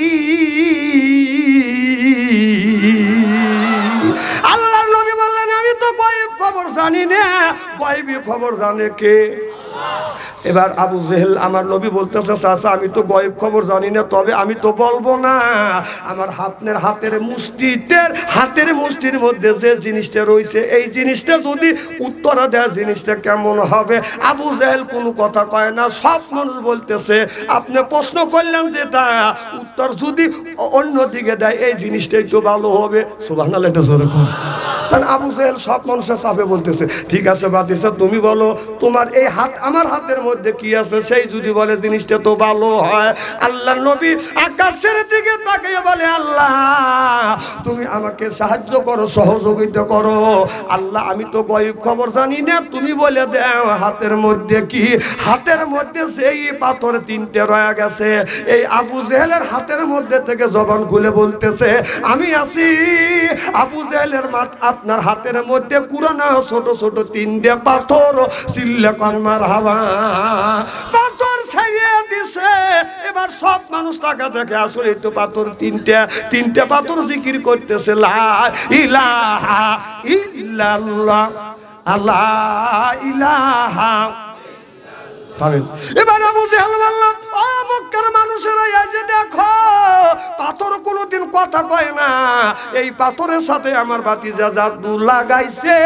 আমার ভাতিজা হাতে যে পাথরটাও এমন জাদু লাগাইছে, এই পাথরটা আল্লাহ জিকির করতেছে, আল্লাহ এক, আল্লাহ মহান, আল্লাহ ব্যতীত স্রষ্টা ব্যতীত অন্য কোনো স্রষ্টা নাই। সুবহানাল্লাহ বললেন না? বলে আমার ভাতিজা 1 নাম্বার জাদুকার।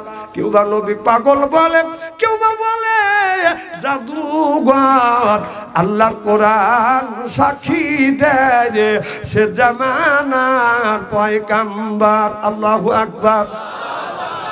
আবু জেহেল আপনার খেজুর খাইলেন, খায়া বললো ভাতিজা এটা কি? কয় এটা হলো আপনার খেজুরের বিচি। আবু জেহেল নিজেই এবার হাত দিয়ে বিচিটা মাটির মধ্যে পুঁতলেন, দেখে বলতেছে, ভাতিজা এই খেজুরের বিচি পুঁতলে আমি এখন যদি এই গাছ হয়, গাছের থেকে গাছটা যদি বড় বানাইতে পারো, তাহলে আমি কলমা পড়ে মুসলমান হয়ে যাব। কথা বুঝতেছেন না? আল্লাহর নবী অমনি আল্লাহর কাছে সাহায্য চাইলো, চাওয়াও শেষ। আবু জেহেল টাকা দেখতেছে, শত শত মানুষ দ্বারা আছে, বাদান মাটিটা ফাটতেছে, গাছের বাদান শিকড়ে বের হয়ে গেছে, আস্তে আস্তে গাছটা এরকম বড় হয়ে গেছে, গাছ অটোমেটিক বড় হয়ে গেছে, গাছে বাদান ফল ধরছে। হাদিস শরীফের মধ্যে আছে, আমারও নবী খেজুর তুলে আবু জেহেলকে বললো, চাচা এই খেজুরটা আপনি খান। আবু জেহেল খেজুর খাইছে, খুব মিষ্টি, খুব সুস্বাদ। বলে, চাচা আপনি বলেছেন এই বিচিতে যেন গাছ হয়, এরপরে গাছ যেন হয়। আমি গাছ শুধু হওয়া ক্ষান্ত হই নাই, আল্লাহর হুকুমে ফলও ধরছে, ফলটা আপনাকে খাওয়াইছি। চাচা আপনি কলমা করে মুসলমান হন। আবু জেহেল বলে, না না না না, তুমি গাছেও আপনার বিচিতেও জাদু লাগাইছো, এই গাছেও আমার ভাতিজা জাদু লাগাইছে। যরকন নাউজুবিল্লাহ। একদিন আবু জেহেল বড়ই খাচ্ছে, আমার নবী যা বলতেছে, চাচা আপনি বড়ই খাচ্ছেন?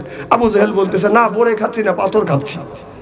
আল্লাহ বললো যে আবু জেহেল, আমার বন্ধু জিজ্ঞেস করলো তুমি বড়ই খাচ্ছ? বললি তো হ্যাঁ চাচা বড়ই খাচ্ছি। আর তুমি বললে পাথর খাচ্ছি। টাকা দেখে যে গাছে যত বড়ই ছিল সব বড়ই পাথর হয়ে গেছে। আবু জেহেলের হাতের মুষ্টির মধ্যে একটা বড়ই ছিল, এখন খাইবেন না, দেখা যায় বড়ইও পাথর হয়ে গেছে। সুবহানাল্লাহ, একটা জোরে কর।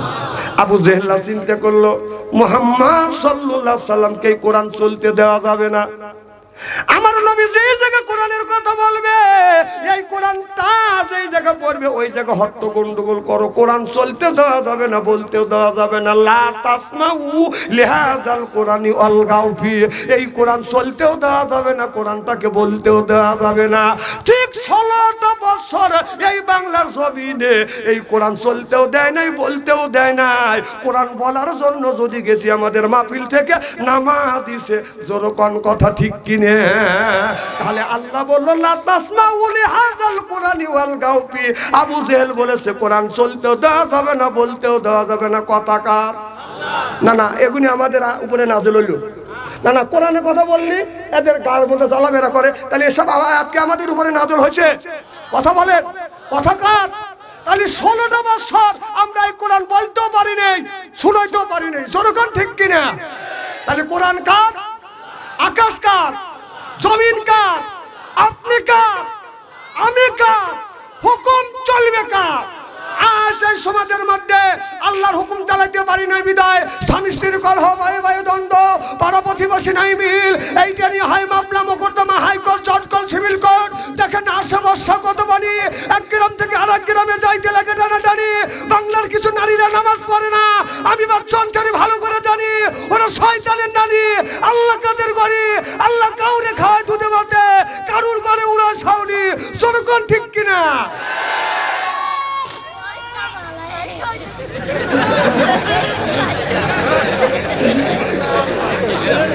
খুব কি খারাপ লাগতেছে? যদি এইভাবে ঘন্টাখানি আলোচনা করি, শোনার জন্য রাজি আছেন? নারে তাকবীর। আমার ভাইরা আমার ভালো করে লক্ষ্য করে শুনুন। আল্লাহর নবীর জামানায় আল্লাহর নবী যখন বললেন আকিমুস সালাহ, নামাজের পরে যাকাতের কথা বললেন কে? সুবহানাল্লাহ, একটু জোরে কোন। আকিমুস সালাহ, অত যাকাত আদায় করে। আল্লাহর নবী যখন যাকাতের ঘোষণা দিল, যখন আবু বকর সিদ্দিক রাদিয়াল্লাহু তাআলা আনহু বাজান কালেক্ট করতেছে, এমন সময় আল্লাহর নবী যাকাতের কথা যখন বলল, আল্লাহ বলছে যাকাত দিতে হবে। ওই জামানার মধ্যে একজন ইহুদি এসে বলতেছে, আবু বকর তোমার আল্লাহ ফকির আর তোমার নবীও ফকির। যেই এই কথা ইহুদি যখন বলছে, আবু বকর আর কলিজায় মানে নাই, চিন্তা করছে আল্লাহকে তুই ফকির বললি আর আমার নবীকেও তুমি ফকির বললে। এবার ইহুদি এই কথা বলার সাথে সাথে আবু বকর সহ্য করতে পারে নাই। আল্লাহর বান্দা আবু বকর বলতেছে, আল্লাহ তোমাকে ফকির বলছে, আমি সহ্য করতে পারবো না। ওইভাবে বাদান হাতটা টান করিয়ে একটা থাপ্পড় মারছে। বাদান ইহুদি শীত হওয়া পড়ে গেছে, আর জ্ঞান নাই। সুবহানাল্লাহ, একটু জোরে বলুন।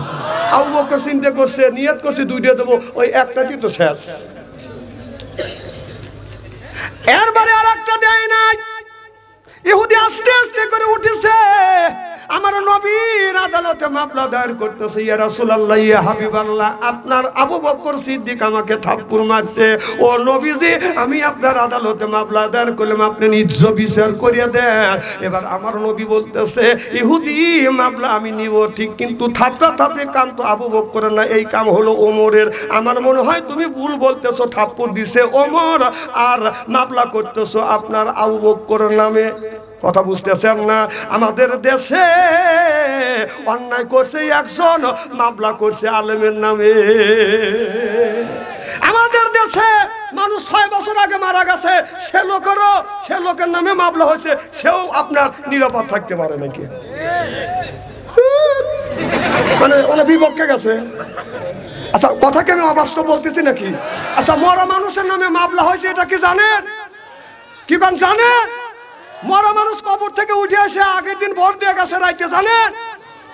আচ্ছা, ইলেকশনের সময় যখন ভোট দিতে যায়, একজন যদি আর একজনের ভোট দিতে যায়, তাহলে ভাইয়ের নাম হলো মাওলানা আব্দুর রহমান ভাই, আর আপনার বাবার নাম ইবাদ আলী। আচ্ছা, আব্দুর রহমান ভাইয়ের ভোট যদি আপনি দিতে যান, নিশ্চয়ই তার বাবার নাম বলতে হবে। কথা কন যে আমি ইবাদ আলীর সওয়াল, ইবাদ আলী আমাকে জন্মাইছে, আমি ভোট দেবো না কেন?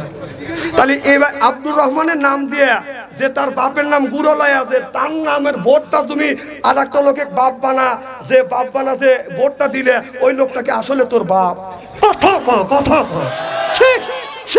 নিজের বাবাকে অস্বীকার করে আর একজনকে বাপ বানায়, ও বাবার বৈধ সন্তান না, অবশ্যই অবৈধ সন্তান। এই কথা তোমরা করছো, এই কথা বাচ্চা আন্তরি বলবি কলিজা লাগে। কাজে আবার সুযোগ আসুক, আরো আসতেইছে। তোর মা চলে গেছে, এনটা বসে তাসটালে বসে চা খাওয়ার, মা আসবে, তোর মা মরবেন লেগে আসবে। হ্যাঁ, চাষটালে বসে মামা করিস, তোর মা মরবেন লেগে আসবে। পেপারে দেখলাম যে তোর মার যদি ভাসিও হয়, কম করে 3000 বার ভাসি হবে। এই পরিবারটা পদত্যাগে জর্জরিত। উনি বাংলাদেশ থেকে পদত্যাগ করে মামুর বাড়ি গেছে, যায় সময় পায় নাই। তার বেটার বউ আবার জয় পদত্যাগ করছি। আবার এই সাবেক প্রধানমন্ত্রী মিয়া দল থেকে পদত্যাগ হয়েছে, প্রধানমন্ত্রী পদের থেকে পদত্যাগ হয়েছে। ওর বোন শেখ রেহানা মিয়ার জামাই, তার মেয়েকে আবার পদত্যাগ করছে। কথা এদের দলটাই হলো মানে ত্যাগে জর্জরিত। হ্যাঁ, আবার বলতেছে মা আসবে, তোর মা মরবের লেগে আসবে। হ্যাঁ, বেচারাটা বিপদে বসে, ওনাকে আবার বিপদে ভালো লেগে আবার মাঝে মধ্যে স্ট্যাটাস রাখে 24 তারিখে আসবে, আর তোর মা ওই 25 মার্চে আসবে, তো নিয়ে আসবে কর নিয়ে। আমরা সবে বরাত আপনার ওই মোরাকাবায় ঢোকার আগে তোর মার সাথে মোকাবেলা করে ঢুকবো।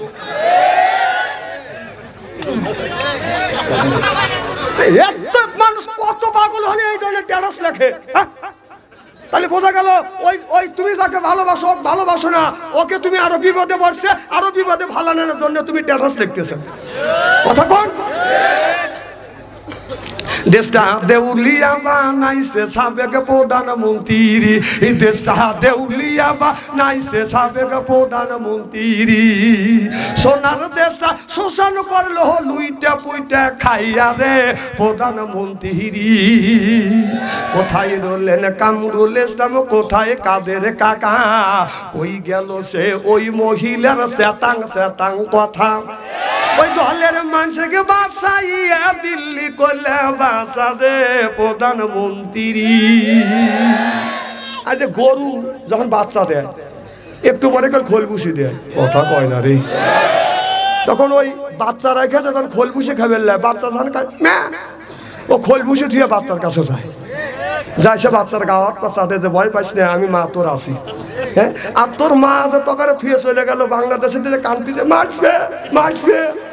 তোর মা তো আসে না হো হো করিয়া, কত কত গরু বাচ্চা থুয়ে তো হো হো করে আসে, আর তোর মা যায় মামুর বাড়িতে দুধ পালা খাচ্ছে। তোর মা আসতেছে মরবের লেগে আসবে।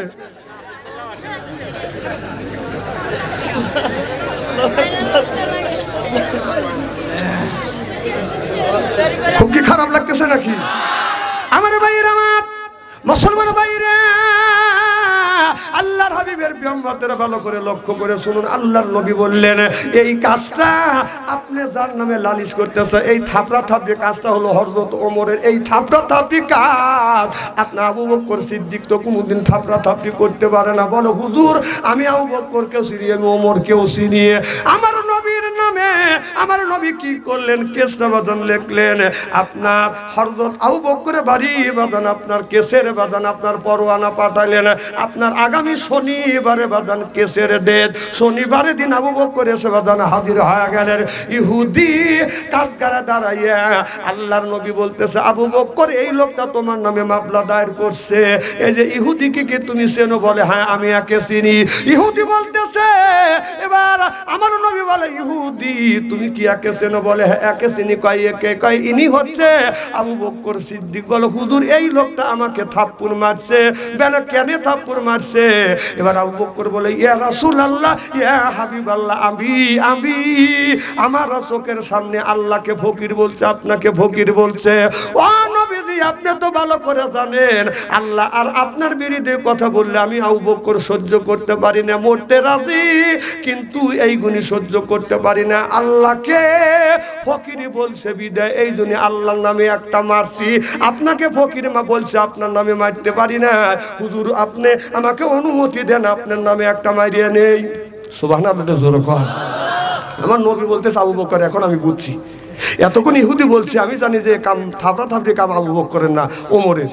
তাহলে তুমি যখন বলতেছ আবার মারবে আমার নামে, তাহলে তুমি এই কাম করলে কে? তুমি ঠান্ডা মানুষ, এই কাম কিভাবে করলে? বললো আল্লাহ। এই ইহুদি আল্লাহকে ফকির বলছে, আপনাকেও ফকির বলছে। আল্লাহু গানি ও আনতুম ফুকারা। আল্লাহ হলো বাদান ধনী, আমরা হলাম ফকির। আমরা কি আরো জোরে? জোর হইল না? আমরা যদি ফকির হই, মহিলারা কি আরো জোরে? জোর হলো না? জোর বলো। বাইরে যায় না, ফকির নি করাবিনি। আপনার গৌরব আপনারা বলবেনি যে তোরা ফকির হচ্ছে, আমার ফকির নি বানাচ্ছিস কে? আমি বলিনি, আপনারা বলছেন। এবার আল্লাহ বলেছে, আল্লাহ হলো ধনী, আমরা সব মানুষ ফকির। আল্লাহ এই জন্য আল্লাহকে ইহুদি যখন ফকির বলছে, আমি সহ্য করতে পারি না, আল্লাহর নামে মারছি। ও নবীজি, এখন আপনার নামে মারা বাদ আছে, এবার আপনি নিজ বিচার করেন। আমার নবী বলে, ইহুদি তুই আমার নামে বদনাম করলি, তাতে আমার দুঃখ নাই। আল্লাহ তো তোদেরও আমাদেরও, যে আল্লাহ তোদেরও সেই আল্লাহ। আল্লাহ কেন তুই আপনার মিথ্যা কথা বলে আল্লাহকে কেন তুই ফকির বললি? ইহুদি বলতে বলতেছে ইয়া রাসূলুল্লাহ ইয়া হাবিবাল্লাহ আমি কোনোদিন আল্লাহকে ফকির বলি নাই। আর হযরত আবু বকর সিদ্দিক এমনি আমাকে মারছে, ইহুদি মিথ্যা কথা বলল। আল্লাহর নবী বলতেছে আবু বকর তোমার কি সাক্ষী আছে? আবু বকর বলে ইয়া রাসূলুল্লাহ ইয়া হাবিবাল্লাহ আল্লাহর কসম করে বলতেছি গো নবীজি, আল্লাহর কসম করে বলতেছি আল্লাহকে ফকির বলছে। এবার আল্লাহর নবী বললেন সাক্ষীর দরকার, সাক্ষী ছাড়া তো হয় না। আবু বকর তোমার বিরুদ্ধে তোমার পক্ষে কি কোনো সাক্ষী আছে? আবু বকর বলে ইয়া রাসূলুল্লাহ আপনি তো ভালো করে চেনেন আর জানেন আমি তো জীবনে কোনোদিন মিথ্যা কথা বলি নাই।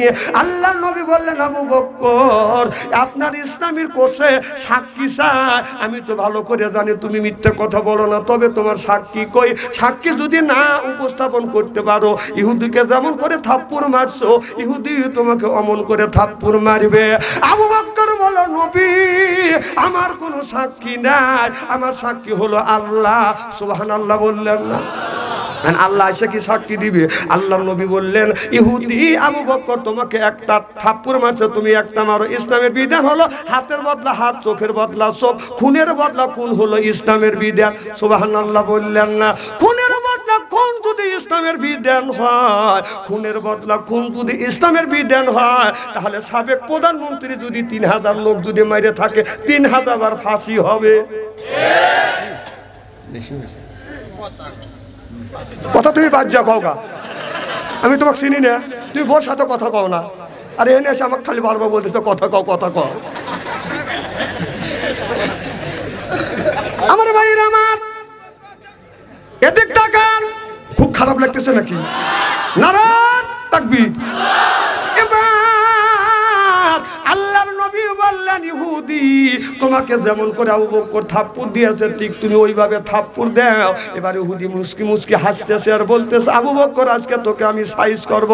থাপ্পড় মারতে যাবে এমন সময় জিবরাইল আলাইহিস সালামের ঘন্টা চলে আসলেন। মুহাম্মদ হাই গিবনা গুপ্তা তানা গুপ্তা জিবরাইল, জিবরাইল হাই গিবনা গুপ্তা তানা গুপ্তা রব্বুল জলিল সিল্লা কর মারহাবা।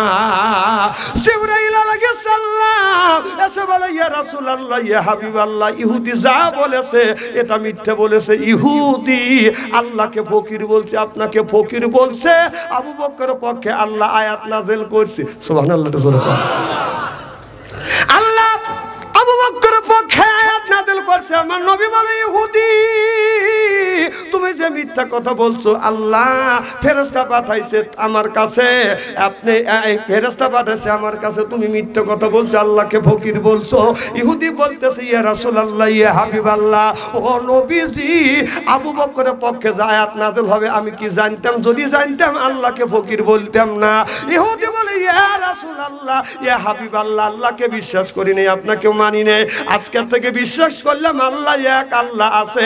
আমারে কলমা পড়াইয়া দেন লা ইলাহা ইল্লাল্লাহু মুহাম্মাদুর রাসূলুল্লাহ সাল্লাল্লাহু আলাইহি ওয়াসাল্লাম। নারাত তাকবীর। আল্লাহর নবী যখন দিনের দাওয়াত দিয়া গভীর রজনীতে মা খাদিজাতুল কুবরার ঘরে দরজার পাশে আসিয়া রাতে 12টার পরে আমার নবী নক করছে। খাদিজা একটা ডাক দিছে, অমনি দরজা খুলে দিছে। সুবহানাল্লাহ। যখন নবী দরজা খুলে দিছে মা খাদিজার চোখের সাথে যখন চোখ লাগছে আমার নবী সালাম দিছে আসসালামু আলাইকুম। আমার বিবি আমার সালাম লেন।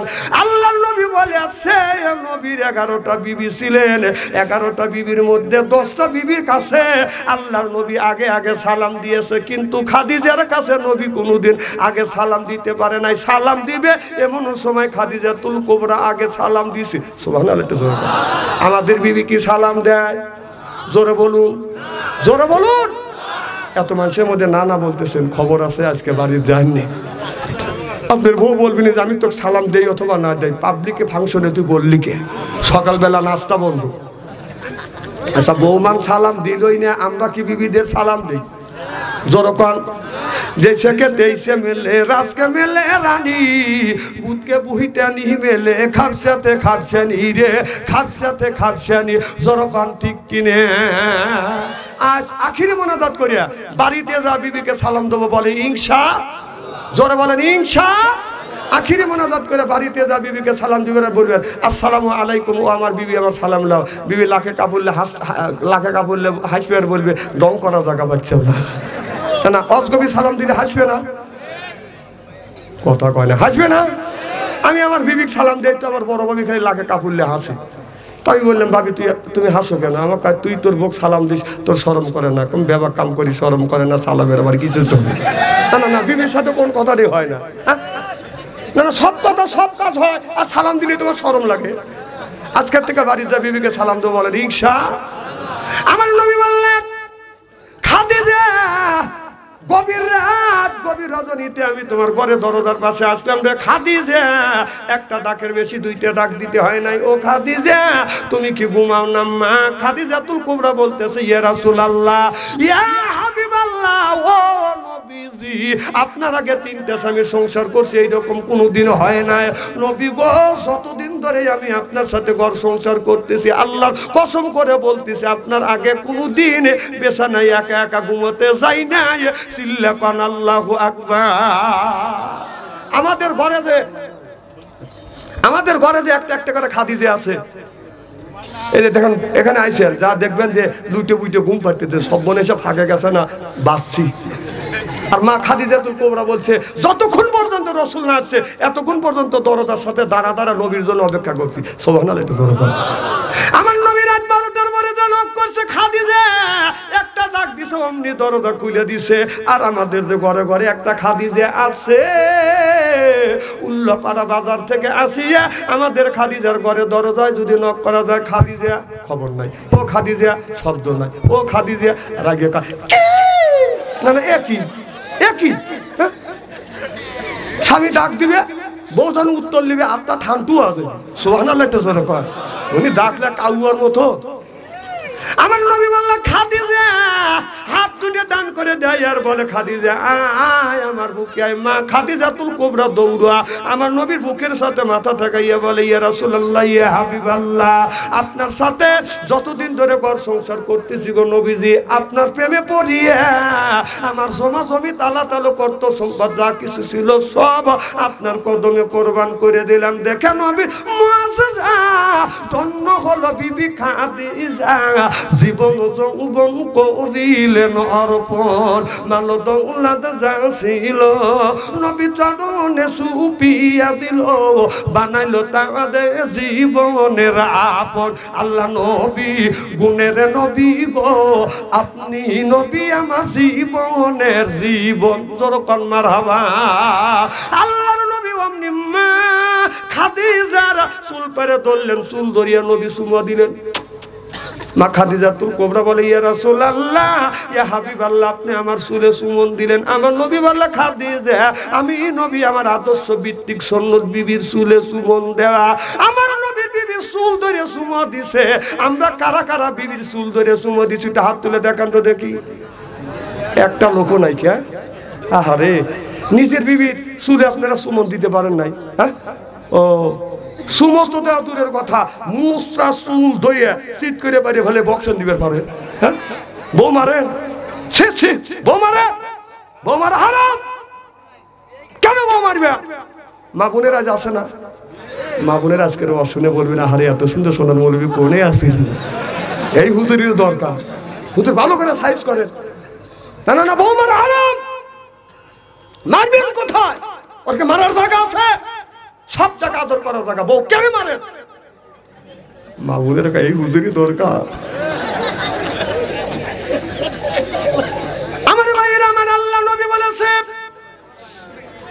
ও মানুষেরা তোমরা শোনো, নবী বলেছে এই হাত দিয়া যারা বউ মারবে তাদের হাতের মোনাজাত দান খয়রাত আল্লাহর দরবারে কোনোদিন কবুল হবে না, হইতে পারে না।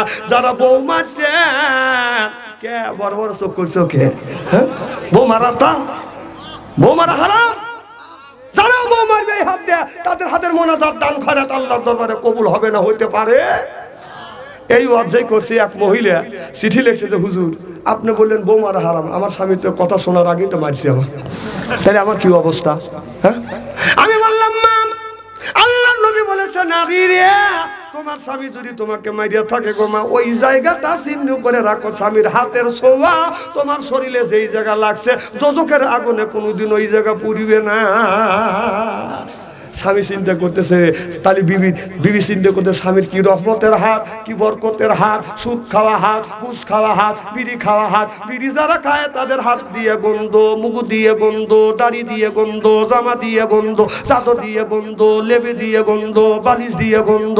আমার হয় ছন্দ ওর বউ তাকে কেমনে রে আল্লাহ রে, জোরকন ঠিক কিনে। টাটকা বিড়ি খায়া বোর মুখের কাছে যখন মুখলে বউ খালি মুখ ঘুরো। স্বামী কয় বিবি আমি তোমার মুখের কাছে মুখলে তুমি মুখ ঘুরো। বউ কয় শরমও করে লজ্জাও করে, এই মাত্র তুমি টাটকা বিড়ি খায়া আমার মুখের সাথে মুখ লাগাইছো, তোর পাশার সাথে তোর মুখের গন্ধ বেশি। না না, বিড়ি খায়া বোর মুখের কাছে যা মুখলে ব্রাশ করতে পারো না। না না, আবার এই কথা শুনে কেউ ভাবতেছে আমাকে বাদশাহ আনসারী বিড়ির বিপক্ষে ফতুয়া দিবে, বিড়ি খাওয়া হারাম।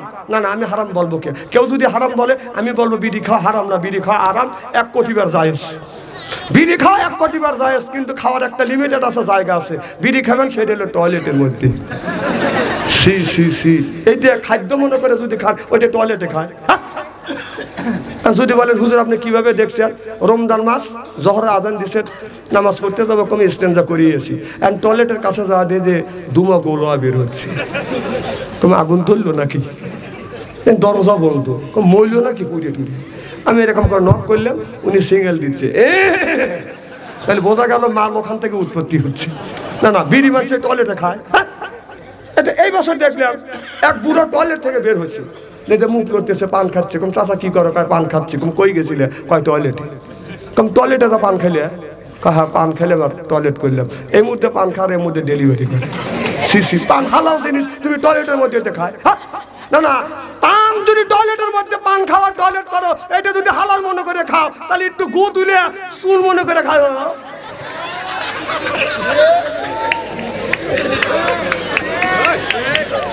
না না, কালকে তো বলবি না যে বাদশাহ আনসারী হাসান, আমি হাসানের কথা বলতেছি। আমি পলিজে পেরাক মারতেছি হাসানকে। আমি কোরআন হাদিসটা বাস্তবের সাথে মিল করে বলতেছি। আপনি পান খান, আমার দুঃখ নাই, টয়লেটের মধ্যে পান খান, তুই গু খাস। আবার কত আবার গুল এনে বড় কি লেয়, ওই যে গুল লেওয়ার চাইতে তোমার ছেলেরা যে বড়ি বড়ি ট্যাবলেটের মতো পায়খানা করে না, ওইটি হেনে লিও, পায়খানা ভালো হইল। সি সি সি, মানুষ দেখছি এইরকম রুচিবোধ মানুষ দেখি নাকি, তোর রুচি একবারে শেষ করে ফেলতি, পায়খানার মধ্যে হইতে খা। খারাপ লাগতেছে নাকি?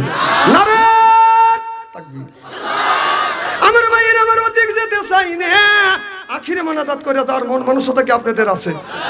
কার কার আছে হাত তুলে দেখেন। না রে তাকবীর, নারায়ে তাকবীর, আল কোরআনের আলো, নারায়ে তাকবীর। আমার ভাইরা আমার, আল্লাহ কোরআন কারীমের মধ্যে বলতেছো কদ রব্বুকা, হে বান্দা আমার দাসত্ব করো, আল্লাহ তাবুদু আমার গোলামি করো, ইল্লা ইয়াহু আমার বন্দেগী করো, বিল ওয়ালিদাইনি ইহসানা। আল্লাহ বলে বান্দা আমার দাসত্ব আমার গোলামি করবার পরে তোমরা তোমার নিজ নিজ পিতা মাতার খেদমত করো। আজকে মা হইছে বুড়ি, গার যাইতে আমার বুড়ি, বাবা হলো বুড়া, পিঠের উপর দড়িয়ে দড়িয়ে বুড়ো, শ্বশুর হচ্ছে আব্বা জান, শাশুড়ি হচ্ছে আম্মা জান, বিয়ে করছে বিয়েরা জান, ওরাই সব জানের জান, পরাণের পরাণ জোরকন ঠিক কিনে। আজ মার কথা লাগে না ভালো, শাশুড়ির কথা মিষ্টি, বাবার কথা নিমতিতে, শ্বশুরের কথা চিনি, বাবার কথা নিমতিতে, শ্বশুরের কথা চিনি। মায়ের পায়ে হাত রেখে যদি সুমা খা, আল্লাহ কিসমত পাল্টাইয়া দিবে। সুবহানাল্লাহ, তো জোরে কর। আজকে যুবকেরা মা বাবার পায়ে হাত রেখে বাদান সুমা খায় না, শ্বশুর বাড়ি যায় বাদান খামচা খামচি করে। নেকি আসে কোথায় আর নেকি খোঁজে কোথায়, নেকি রইছে কোথায় আর নেকি তালাশ করে কোথায়? কথা কর। মা বাবার পায়ে হাত থেকে সুমা খেলে কর। মা বাবার তাম পৃথিবীর শ্বশুর শাশুড়ি যদি এক করিয়া একজনের পক্ষে যদি বাদান দোয়া করে, আর আমার ভাইজানের আব্বা অথবা ভাইজানের মা যদি খালি যদি আল্লাহর কাছে বলে আল্লাহ আমার সন্তানকে দেখিস, বলাও শেষ, আল্লাহর আরশে আজিমে পৌঁছাও শেষ। তাহলে কোন জ্ঞানে কোন বিবেকে মাকে রাখা শ্বশুর শাশুড়ির জন্য পাগল হওয়া দাও? এই যে যারা শ্বশুর, এই যে মা বাবার ওয়াজ উঠে আসছে, এখন উঠে আসলে যারা উঠে যাবে বুঝতে হবে ওরা মা বাবাকে দেখতে পারে না। ওরা যাবি আর বলবে কে হুজুর মা বাবার কথা বলতেছে, শ্বশুর শাশুড়ির কথা বলতে পারে না। হ্যাঁ, মা একটা মুরগি জব করিয়া 6 জনে খাইছে, 3 ভাই 3 বোনে খাওয়াইছে, আবার মাও খাইছে, আব্বাও একটু শুরু খাইছে, কথা কর। আর শ্বশুর বাড়ি গেলে একটা মুরগি জব করে শাশুড়ি একটা মুরগি জামাই খাওয়াইছে।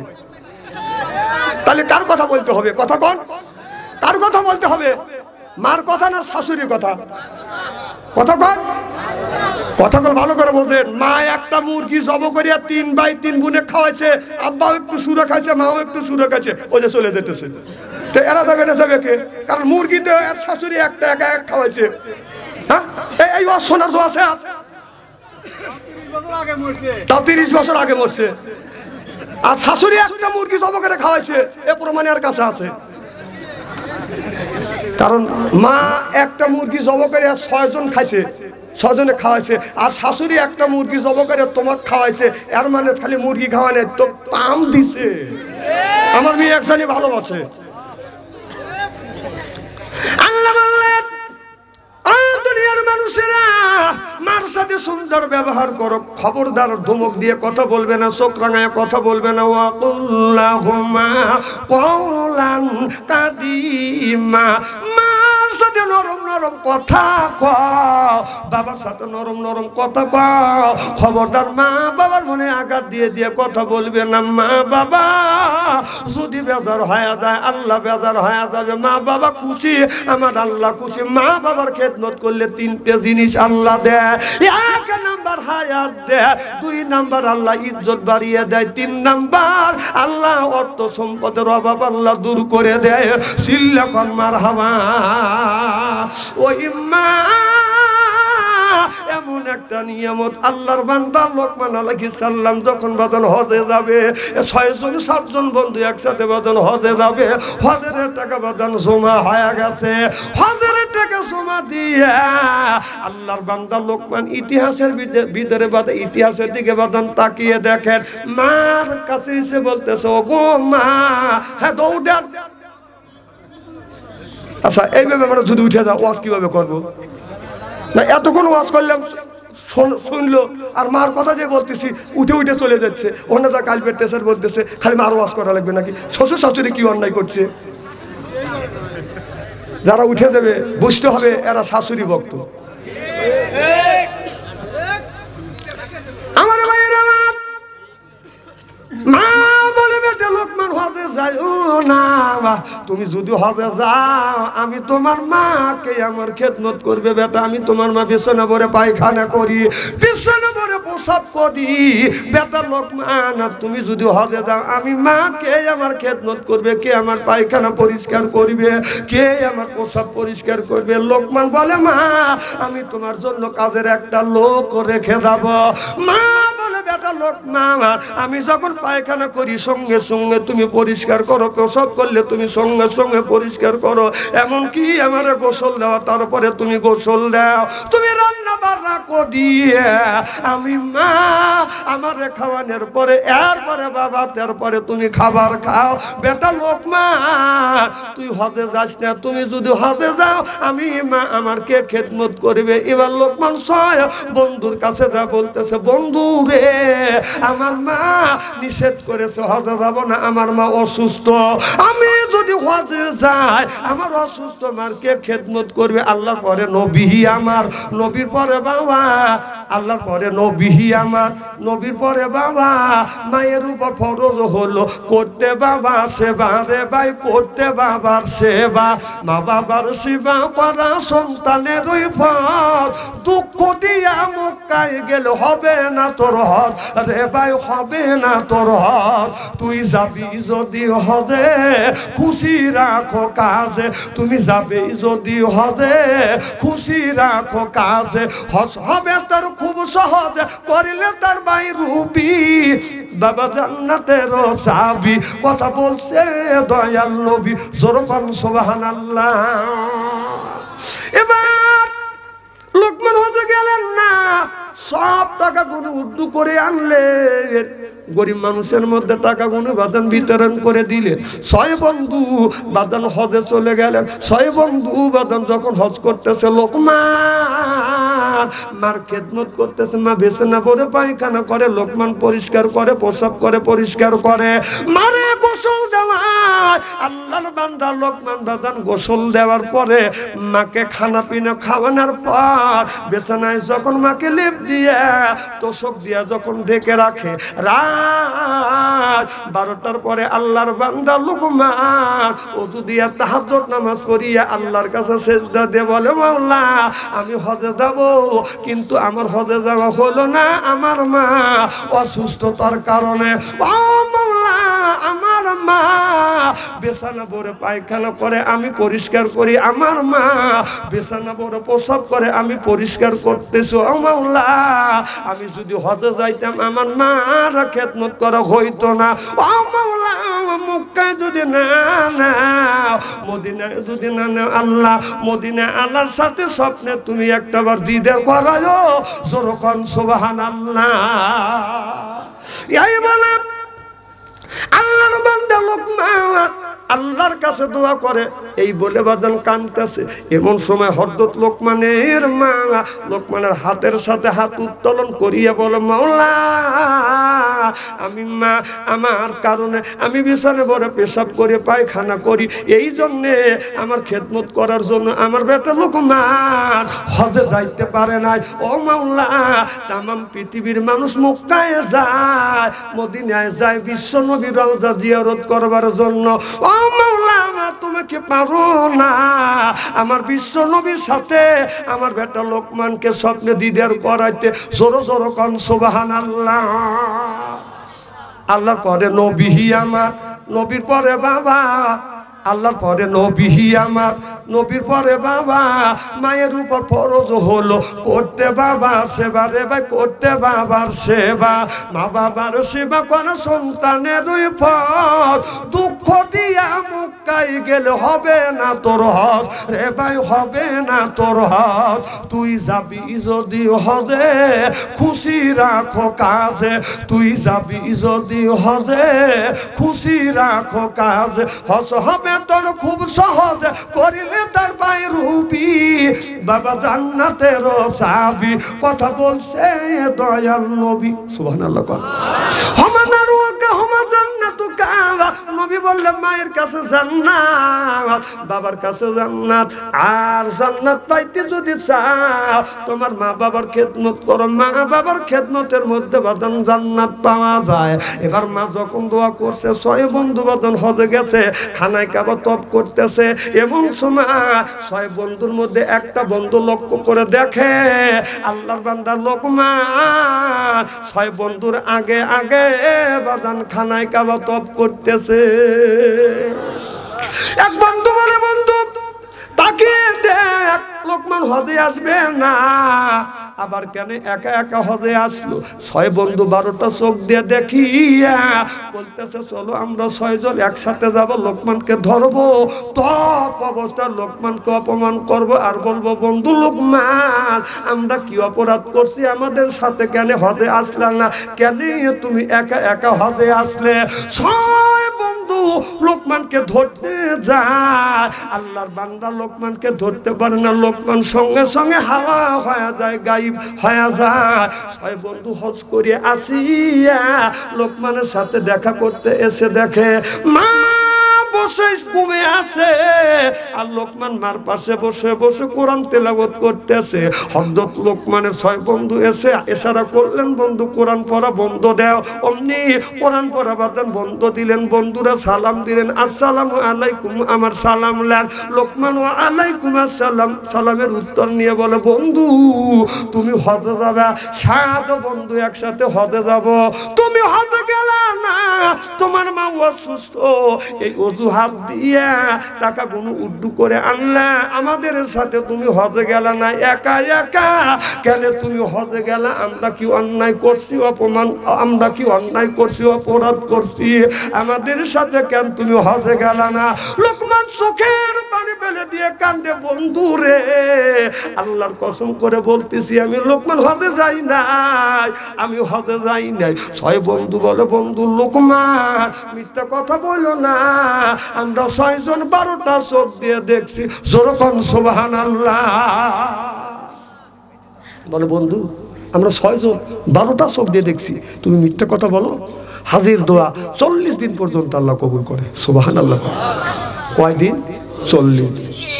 লোকমান চোখের পানি ফেলে কান, বন্ধু বিশ্বাস যদি না হয় আমার অসুস্থ মা, আমার বৃদ্ধ মার কাছে তুমি জিজ্ঞাসা করে দেখো।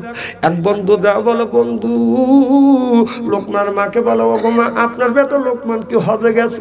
মা চোখের পানি ফেলে দিয়ে কান্দে, বাবা আমি জোরে কথা বলতে পারি না, তোমাদের কান আমার মুখের সাথে লাগিয়ে দাও। এক বন্ধু কান যখন মুখের সাথে লাগালেন, মা চোখের পানি ফেলে দিয়ে দিয়ে কান্দে, বেটা রে আমি বিছানা বড় প্রসাব করি, আমার বেটা পরিষ্কার করে, বিছানা পরে পায়খানা করি, বেটা পরিষ্কার করে, আমারে গোসল দেওয়া, বেটা গোসল দেয়, বেটা নিজ হাতে রান্না করিয়া আমি মা আমাকে উলুর উপর বসাইয়া খাবার গুনি লোকমা বানাইয়া বানাইয়া মুখে তুলে দেয়। বেটা আমার বেটা লোকমান যদি হজে যাইতো, আমি মা কে আমার খেদমত করতো? কেউ আমার খেদমত করতো না। আমার বেটা লোকমান হজে যায় নাই, বেটা হজে যায় নাই। 6 বন্ধু এই কথা শুনিয়া 6 বন্ধু চোখের পানি ধরে রাখতে পারে না। লোকমান এক জোড়া ধরে বলে, বন্ধু আমরা 6 জন 12টা চোখ দিয়ে দেখছি, এটা মিথ্যা হবে না। মা দুঃখীর নিজা বলেছে এটাও সত্য। বন্ধু এটা কেমন খেলা? লোকমান বলে, বন্ধু এটা প্রেমের খেলা। আমি তাহাজ্জুদ নামাজ পড়িয়া নবীর উপরে দরুদ পড়তে পড়তে যখন ঘুমিয়ে পড়ি, আমার বিশ্ব নবীর স্বপ্নের মধ্যে আমার সাথে দেখা করে। যেরকম সুবহানাল্লাহ। বন্ধুরে লোকমান খাবার গুনে লোকমা বানাই রান্না করিয়া মা বামুলের উপরে বসাইয়া খাবারটা লোকমা বানাইয়া মার মুখে যখন তুলে দেয়, হযরত লোকমানের মা চোখের পানি ফেলে দিয়ে কান্দে। লোকমান বলে, মা তুমি কান্দো কেন? আমার আচরণে ব্যবহারে কেউ তুমি কষ্ট পাইছো? চোখের পানি ফেলে দিয়ে কান্দে, বেটা আমি তোমার আচরণে ব্যবহারে কষ্ট পাইনি, বরং খুশি হই। বেটা লোকমান যখন তুমি ছোট্ট ছিলে আমি তোমার মা তোমাকে কোলে করে রাখছি, আর খাবার গুনি ভাত মার বানাইয়া সেটকে তোমার মুখে তুলে দিছি। এখন আমি মা বুদ্ধ হয়ে গেছি, আর একা একা খাবার খাইতে পারি না, তুমি আমার মুখে খাবার তুলে তুলে দিচ্ছ। বেটা এই জন্যে আমি মা কান্দি। যখন তুমি দুধ খেয়েছো, দাঁত ছিল না মুখে, নিজে না খাইয়াই আমি খাওয়াইছি তোমারে। বেটা খাওয়াইছি তোমারে, উস্তে পিস্তে মায়ে তোমায় করলো, তোমায় বড় বড় হয় তুমি যদি ওই মায়ের সারো রে ভাই, ওই বাবারে সারো, আল্লাহ তো ছাড়বেন না তোমায় রোজ হাসরের দিন। সৎকা দিয়া দিতে হবে মায়ের দুধের ঋণ রে ভাই, বাবা না যত ঋণ। বাবাই না করিলে ক্ষমা আল্লাহ তো করবেন না ক্ষমা, নবী তো করবেন না ক্ষমা। রোজ হাসরের দিন শোধ করিয়া দিতে হবে মায়ের দুধের ঋণ রে ভাই, বাবার যত ঋণ। জোরফল সুবহানাল্লাহ।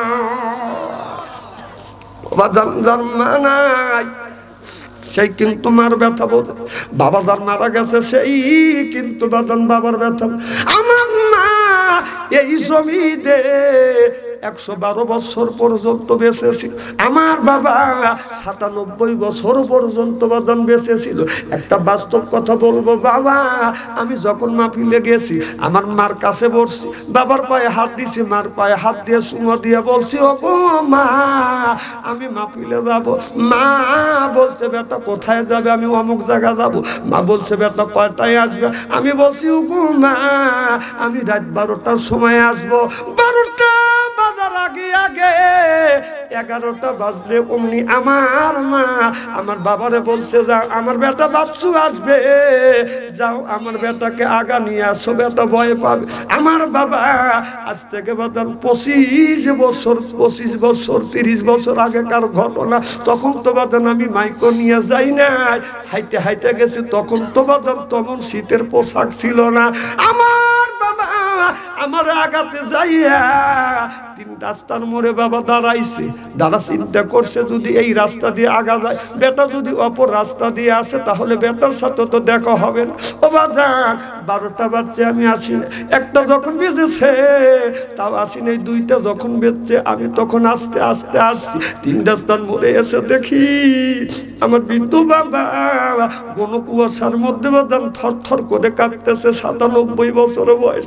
আসি আমি আমার বাবারে সালাম দিছি, বাবা আপনি কখন থেকে দাঁড়া আছেন? বাবা বলে বেটা রে রাত যখন 11টা বেজেছে তোমার মা বলছে দাও বেটা ভয় পাবে। তুমি ভয় পাবে বলে আমি 3 রাস্তার মোড়ে রাত 11টা থেকে রাত 2টা পর্যন্ত দাঁড়া। যা দেখি বাবা থর থর থর করে কাঁপতেছে। বাবাকে জানাচ্ছে, বাবা আমার জন্য তুই এত কষ্ট করছিস। বাবা বলে বেটা রে এটা কষ্ট না বেটা, এটা কষ্ট না। বাবা যখন ছিল 3 রাস্তার পরে আমার জন্য অপেক্ষা কর, এখনো বাবা নাই। আর কে 3 রাস্তার পরে আমার জন্য অপেক্ষা করে না?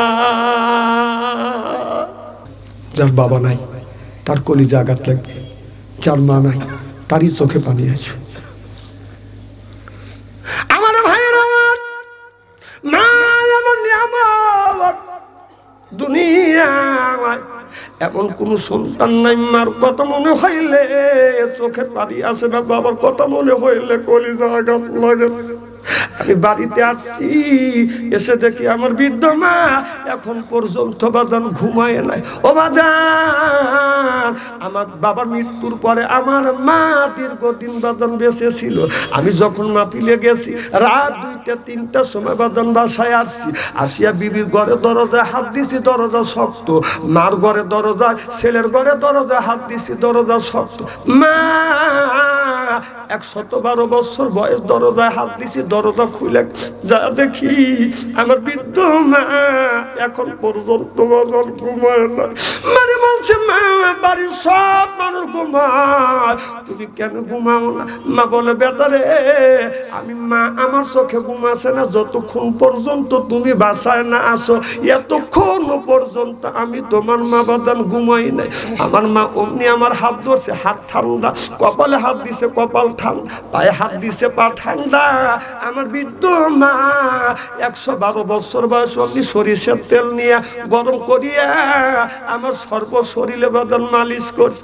ও বাদান এখন যদি হাত পাকা হয় কেউ সরিষার তেল গরম করিয়া শরীরে মালিশ করে না।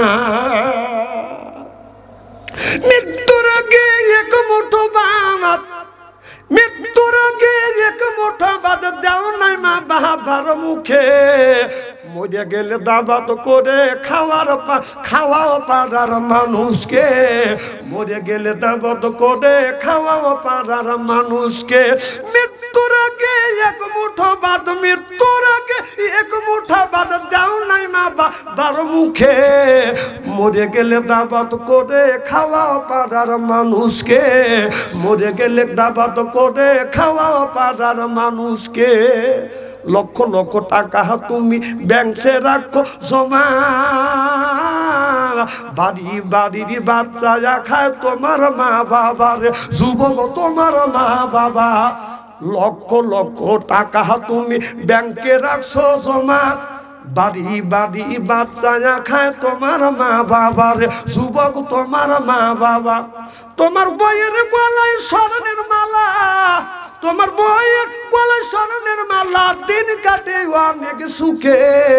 মরে গেলে দাবাত করে খাওয়াও পাড়ার মানুষকে, মরে গেলে দাবাত করে খাওয়াও পাড়ার মানুষকে। মরার আগে এক মুঠো ভাত দাও নাই মা বাবার মুখে, মরে গেলে দাবাত করে খাওয়াও পাড়ার মানুষকে। মা বাবার টাকা দিয়া করছো দালান কোঠা, মা বাবা চাইলে কিছু কলজায় লাগে ব্যথা, তোমার কলজায় লাগে ব্যথা। তোমার শাশুড়ি খায় পোলা কোরমা, তোমার শাশুড়ি খায় পোলা কোরমা, দিন কাটে অনেক সুখে। মরে গেলে দাবাত করে খাওয়া পাড়ার মানুষকে, মরে গেলে দাবাত করে খাওয়া পাড়ার মানুষকে। মরার আগে এক মুঠা ভাত, মৃত্যুর আগে এক মুঠা ভাত দেও নাই মা বাবার মুখে, মরে গেলে দাবাত করে খাওয়া পাড়ার মানুষকে। এ যুবক, মা মারা গেছে লোক খাওয়ালে, বাবা মারা গেছে লোক খাওয়ালে, এই টাইম মা বাবার হক আদায় হয় না। কোন ব্যক্তি যদি মা বাবার জন্য যদি দান করে, এখন মা বাবা মারা গেছে, কেউ যদি এখন দান করে, মা বাবার কবরের গোড়া যা পাল্লা এখন মাফ করে দিবে। এ কথা আমি বলি না, কথা বলেছে মুহাম্মাদুর রাসূলুল্লাহ।